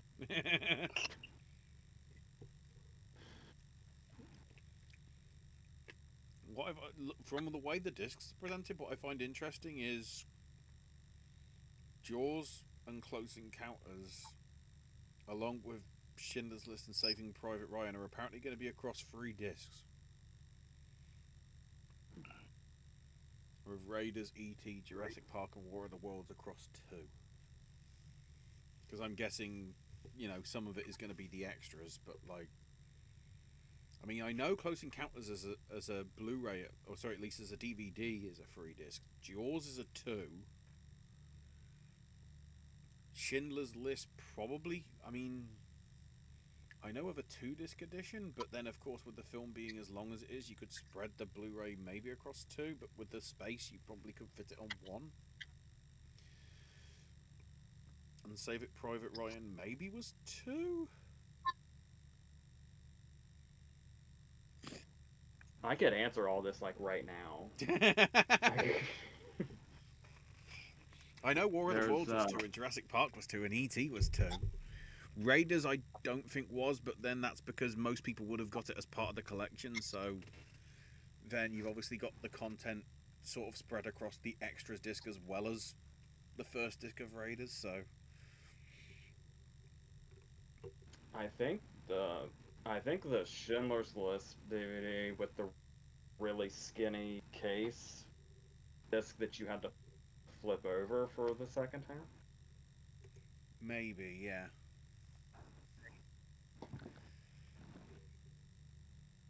And then, yeah, Bri mentioned maybe this weekend he might be starting his Oscar movie marathon for 2025, but first wants to see what the Criterion lineup will be tomorrow when they revealed what's coming out for July. Yeah, it's the Schindler's List one is one of these. Mm-hmm. Which I never know how I felt about these, but yeah, that's what it is. So,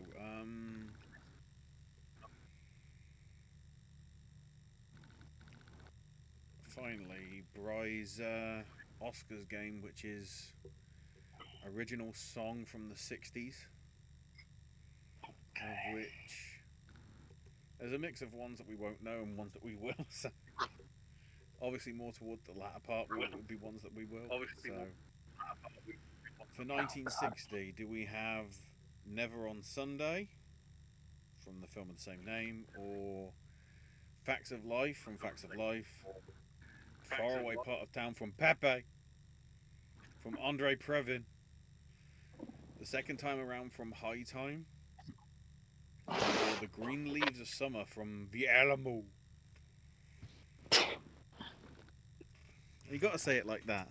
I'm Thanks, Road Dog. I'm gonna be really upfront how I feel about these.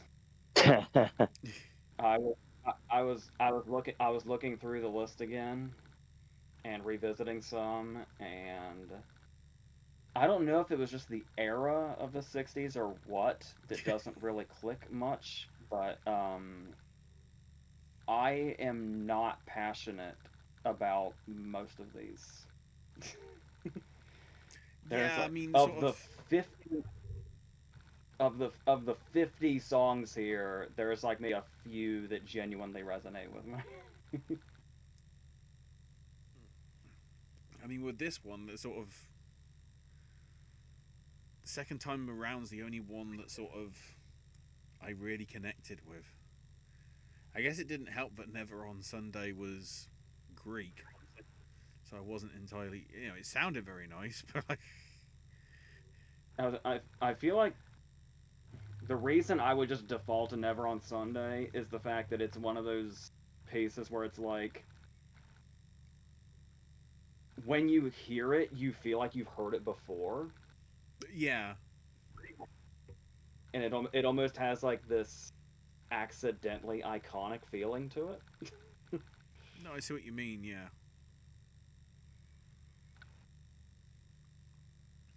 Owen's going to abstain. Yes.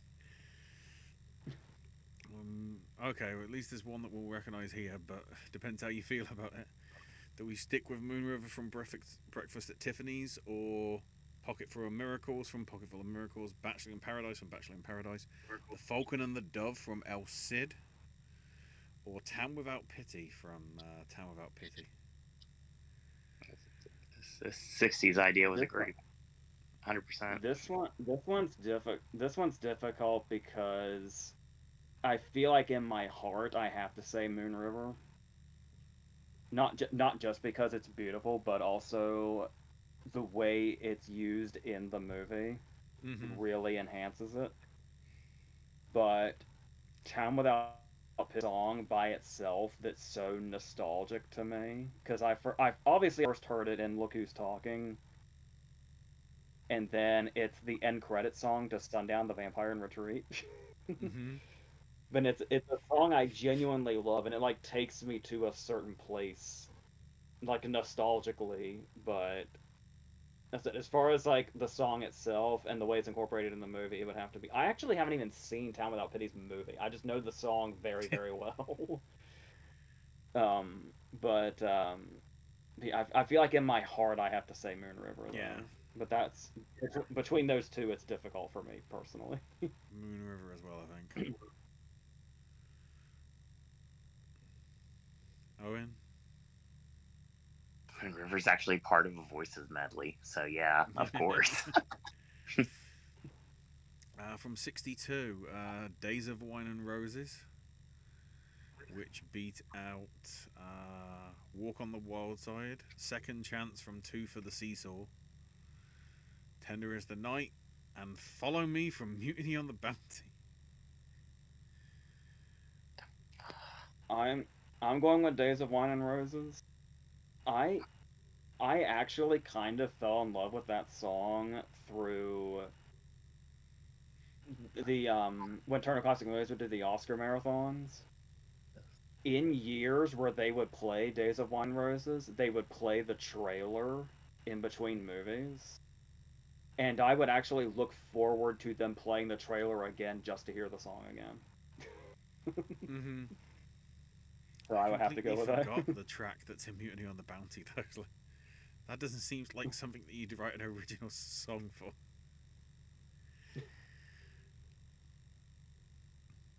Yeah, I'd probably stick with Days and Wines and Roses as well.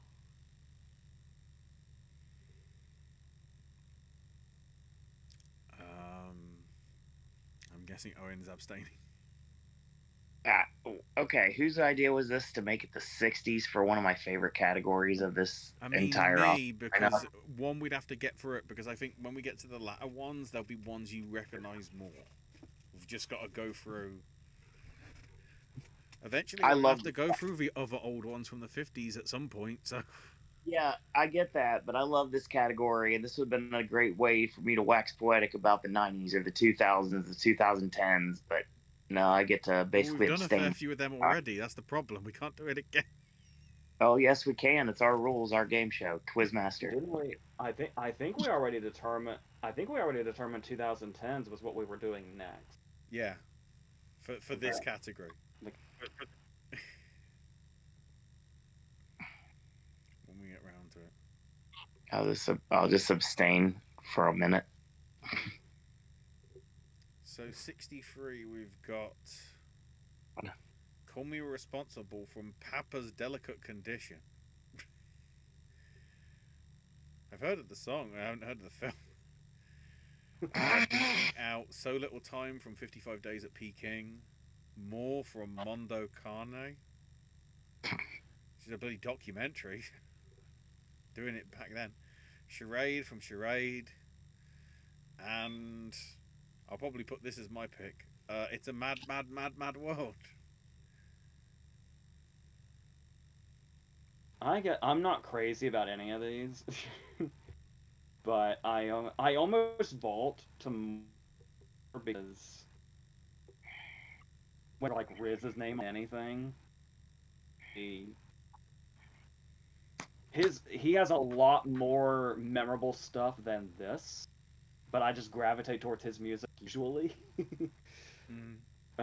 But I think I'll default to Charade because it's nice, but I'm not passionate about any of these. Abstain, Owen, or Call me irresponsible. so this is one where I want to say we're probably going to give all the same answer because we've got Where Lovers Gone, My Kind of Town from Robin and the Seven Hoods, Hush Hush Sweet Charlotte, Dear Heart, and Chim Chimmery from Mary Poppins. I might have talked about this before, and it's especially funny to think about now, given where we are. But I've never had an attachment to Mary Poppins, so I would probably go with creepy ass "Hush Hush Sweet Charlotte." That song, opening it, like that whole movie creeps me out so much, and that's why I love it so much. And that song is part of why the movie's so creepy. So Yeah, I would have to go. I would have to go with that personally.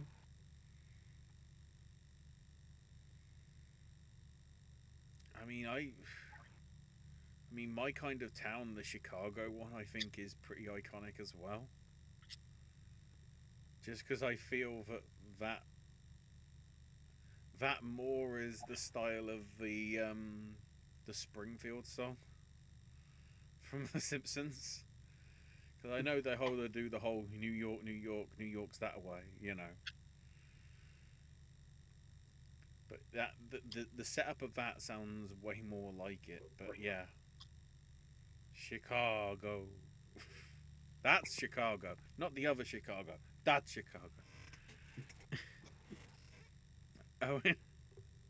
I will go with Mary Poppins on this. I wasn't a mark for Mary Poppins either, but that song has been drilled into my head because of its inclusion on the Great Movie Ride. Mm-hmm.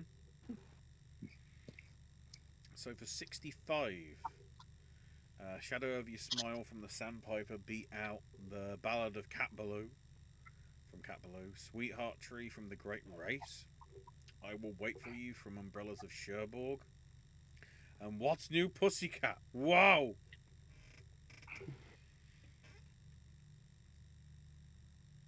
some of these might stick out to other people. I will wait for you from Umbrellas of Cherbourg is like a runaway for me. Like Hmm. it, like the others are like far behind it. I mean, I like What's New Pussycat mainly just because it's actually used, again, sort of in the opening title sort of thing. Um, and just because of the way that Baccarat did sort of even that like weird piano at the start, at least from when it shows up in the credits version rather than the actual track. I feel like that sort of epitomizes what you're gonna get with What's New Pussycat. Arguably. Yeah, Tom Jones, of course. Mm-hmm. The debut of Woody Allen, of course, as well in terms of screenplay. This was like 2 years or 3 years before, but no, not Bananas. Take the Money and Run was like 68, I think.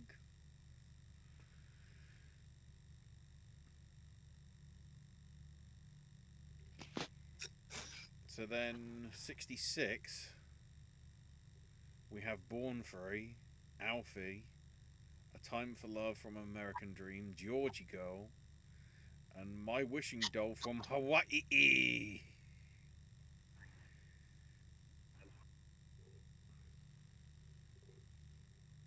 Um, a part of me wants to say Alfie, but I think this is one of those things where you're kind of supposed to say Born Free. So I guess again, this is another one where I'm just not really passionate about any of them. Yeah, to flip. I'd like it to be Alfie, but yeah, like you say, sort of like Born Free is just sort of. It just epitomizes the spirit of that thing. Because, like, with Alfie, a sort of. It gets mixed in with the actual score. The way that sort of opens, with that Sonny Rollins, score is like. I recognize that more so than the actual Alfie track. Yeah.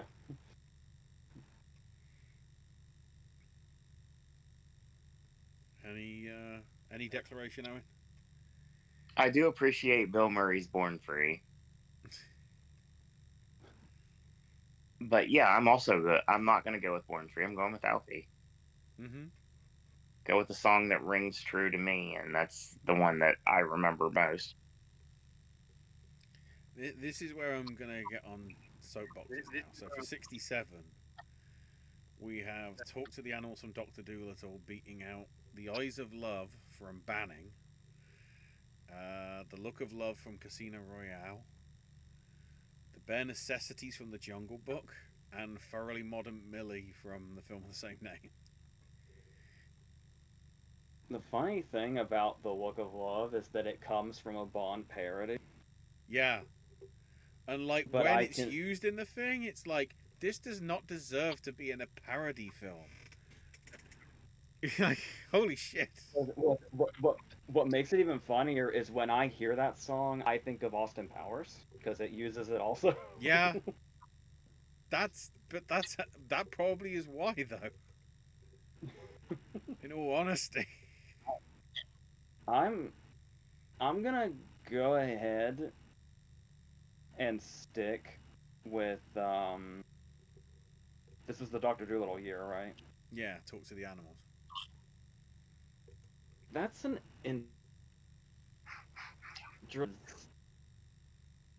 he most of it's just him speaking, Yeah. but it's the way he like in those last moments he's like really progressively going into song, and that's really interesting to me. Not to mention it just has an iconic status, but like Mary Poppins, The Jungle Book's something that I didn't grow up with The Jungle Book. I saw it later in life, Mm. So that one's not like one I have an attachment to. So yeah, just for the way it builds, Talk to the Animals is a very interesting song to me. There's a lot of good wordplay in that. In that respect, I think that's probably why they went with it. I would go with the Look of Love because just that, that to me is one of Baccarat's. It's better than Moon River. It's better than Alfie. Why it was in Casino Royale, a film that had 54 different directors. It felt like, although it was actually only I think 5 or 6.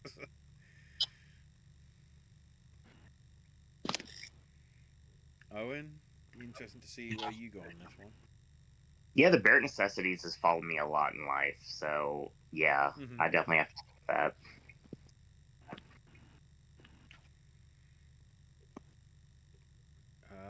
So for 68, Windmills of Your Mind from Thomas Crown Affair beat out Chitty Chitty Bang Bang, For Love of Ivy, Funny Girl, and Star. So they went with the one that isn't the name of the film.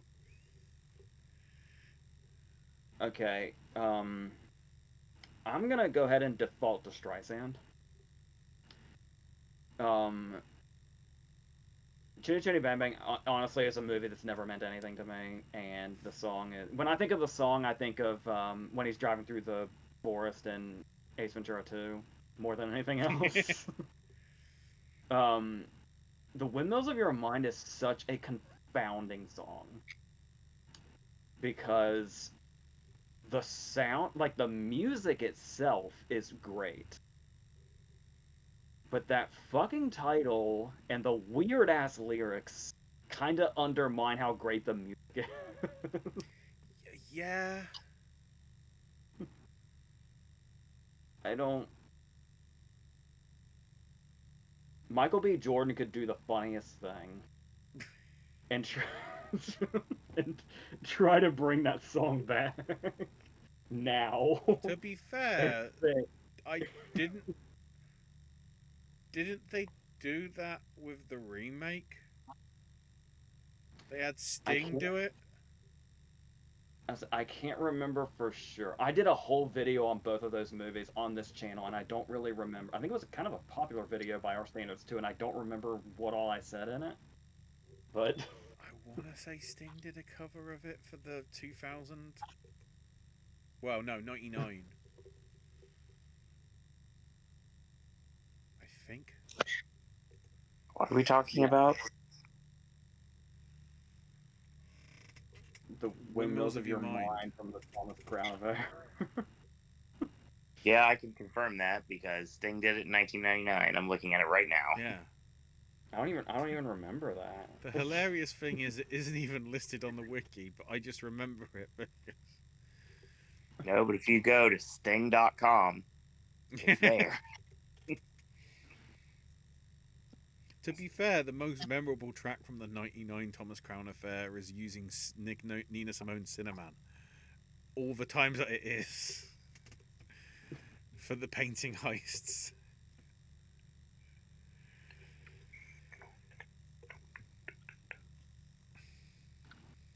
Owen, where are you gonna go?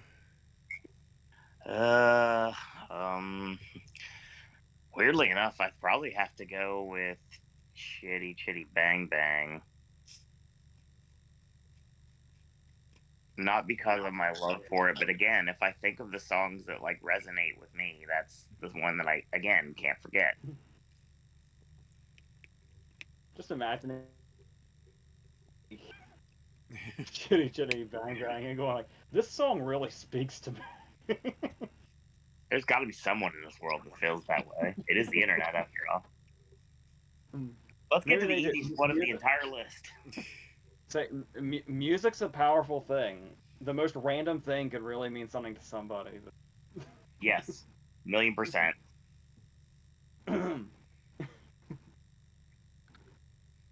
The most comedic scene in the world could leave you in tears if it resonates that way to you. Hi, I'm people.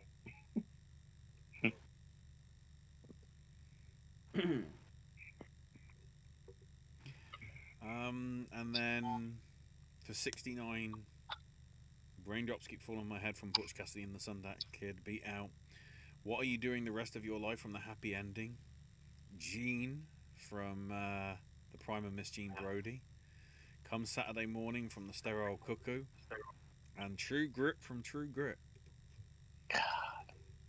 Yeah, for me, it's gotta be What Are You Doing the Rest of Your Life? I know Rainbows Gonna On My Head is iconic and everybody knows it, but the song from The Happy Ending is definitely a significantly more resonant one.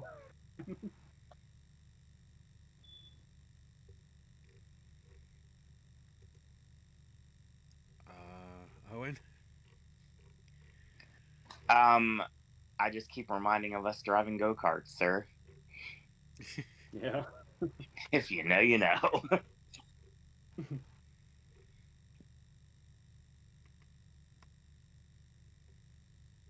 This is the second time the Clerks 2 soundtrack has come up.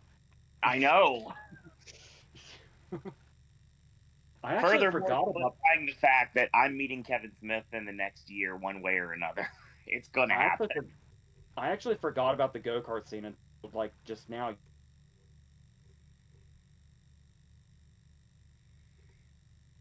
I was just double checking because the one that I wanted to in there turns out it was actually written and recorded in 1966 and wasn't actually written for the soundtrack. So, screw, I guess, Fred Neil for writing it 3 years too early. Because my song of that year would be Everybody's Talking from Midnight Cowboy. Yeah. But it turns out, no, 1966. It's just Nielsen did, a version that got featured on that. Because, thanks. I mean, we'd be remiss if we didn't also mention that even though this is the song that won, I feel like its main reputation now is people watch Butch and Sundance for the first time these days, and the reaction is always, "What the fuck is this scene?"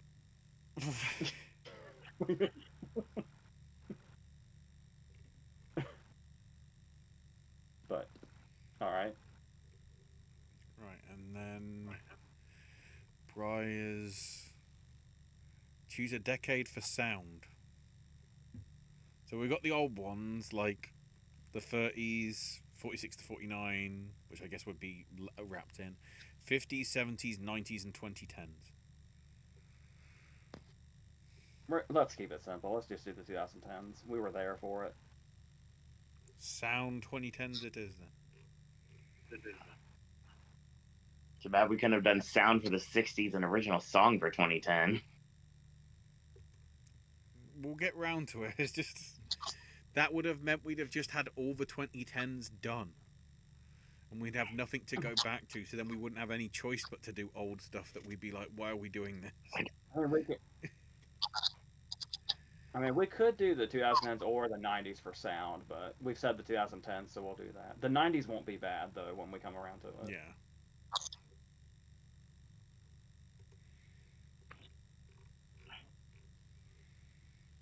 Righty-ho. Let me just check that Variety hasn't dropped any major breaking news since we've been on air. We need to talk about. Please and thank you. Oh, I can get up now.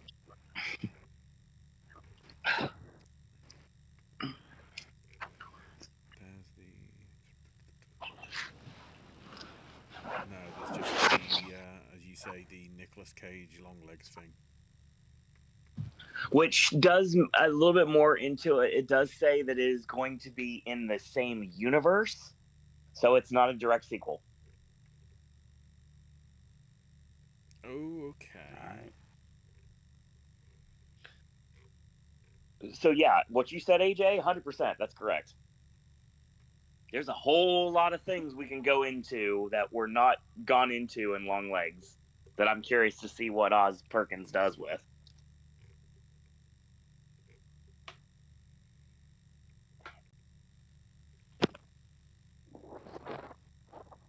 Because in that respect, it makes you wonder maybe whether it's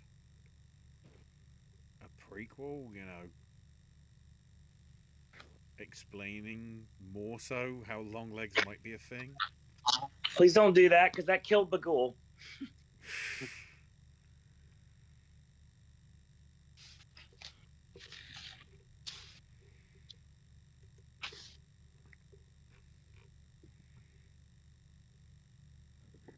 Oh, of course. Or I mentioned 2010s plus the one tie. Oh, does that mean, do we have to untie it then? We'll find out. So with that, that is your lot for this week. We'll be back in probably. I think the aim will be in 2 weeks' time on the 28th Correct. to do some more stuff. We'll probably talk about Criterion then, obviously, amongst other things. I can talk about Michael. I can talk about I Swear. The Lorne Michaels documentary, all the other things I'm watching in the meantime. Apparently, even though I'm not excited about it overall, but it's Jorma Taccone from the directed Pop Star from Lonely Island doing Over Your Dead Body, which is the secret movie for next Monday. So. And we'll be on the verge of Devil Wears Prada 2 and whatever the hell that Animal Farm thing is gonna be. Oh, I don't support that company at all, so no. No, but I'm saying, that's I coming don't care. out. That's no. I'm just saying that's coming out, and considering the writers and directors behind it, that's the annoying thing. I don't care who's doing it. I'm not doing it. I have nothing to do with Angel Studios.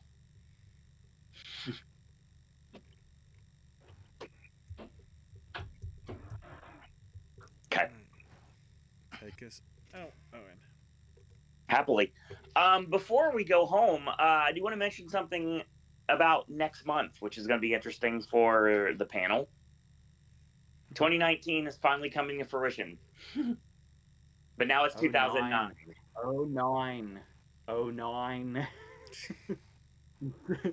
Now it's 2019. You say 19 every time. Well, obviously, what's on my mind about what happened in 2019, but I will say 2009's retrospective is not only one show. There's no way. There's too much. There's too many stories. Yeah. We're going to do it throughout the entire month of May.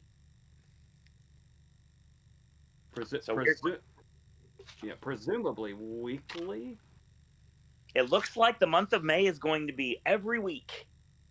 We're just gonna. I think what we're gonna have to do is just see, do the first one and see what pace we're at. Cause we don't really know yet. We're just gonna kind of have to do it as we go. Because I have to remember things, and remembering things sometimes is super easy, and sometimes very difficult. I'm not going to be able to do anything until after this weekend because I'll be leaving, but I have 2 things I'm working on right now. Yes. One, Owen, you know about. Mm-hmm. And there's a new idea I literally just started with last night. So we will be discussing that tomorrow. It's a double feature. Oh, nice. And I guess if I was going to throw out a tease, it would be that one of them is a Best Picture nominee from the 60s, and the other is a Scorsese movie I haven't talked about. So you're getting a double feature that's not during Horror Nights season. That's interesting. I feel like those clues are pretty revealing. Yeah. A picture nominee from the 60s and a Scorsese movie I haven't talked about. You can probably put the pieces together if you know. So that's coming your way. Plus, also, AJ will be reviewing other things in the future. Still under the AJ's movie reviews banner, unless it's themed towards anything else that is another subsequent show, but still. Ashley can be found on X at Ash is my name UK. And AJ, of course, can be found on social media. I can be found on X at Sir Owen Disney. And more information is forthcoming about everything. So yeah, we're going to have some fun for the 2009 retrospective. I'm not exactly sure how it's going to work for everybody else, but it's going to be fun telling the stories. Looking forward to that. And that's going to be May. And then who knows what's going to happen in June. I may have news before then. Probably will. I guess you'll have to wait and find out. I'll leave that as cryptic as possible. So yeah, I'll continue the daily content as much as I possibly can. So we are in the midst right now of July 4th, 2025 for Voices of Liberty. So that's finishing this week, and then we're going to go to Memorial Day for Voices of Liberty. So yeah, we got that. That's for next week. I did not do that on purpose. It's just how the videos landed. So that's your show. I want to thank everyone for tuning in tonight, whether live or an archive. Always remember to have the best day ever. 'Tis the season of sin, after all. And in the meantime, Prowler comes out on Friday. Listen to Water Parks if you haven't yet. We want to thank you guys and girls out there for watching. Until next time, boys and girls, that's all we got to say about that.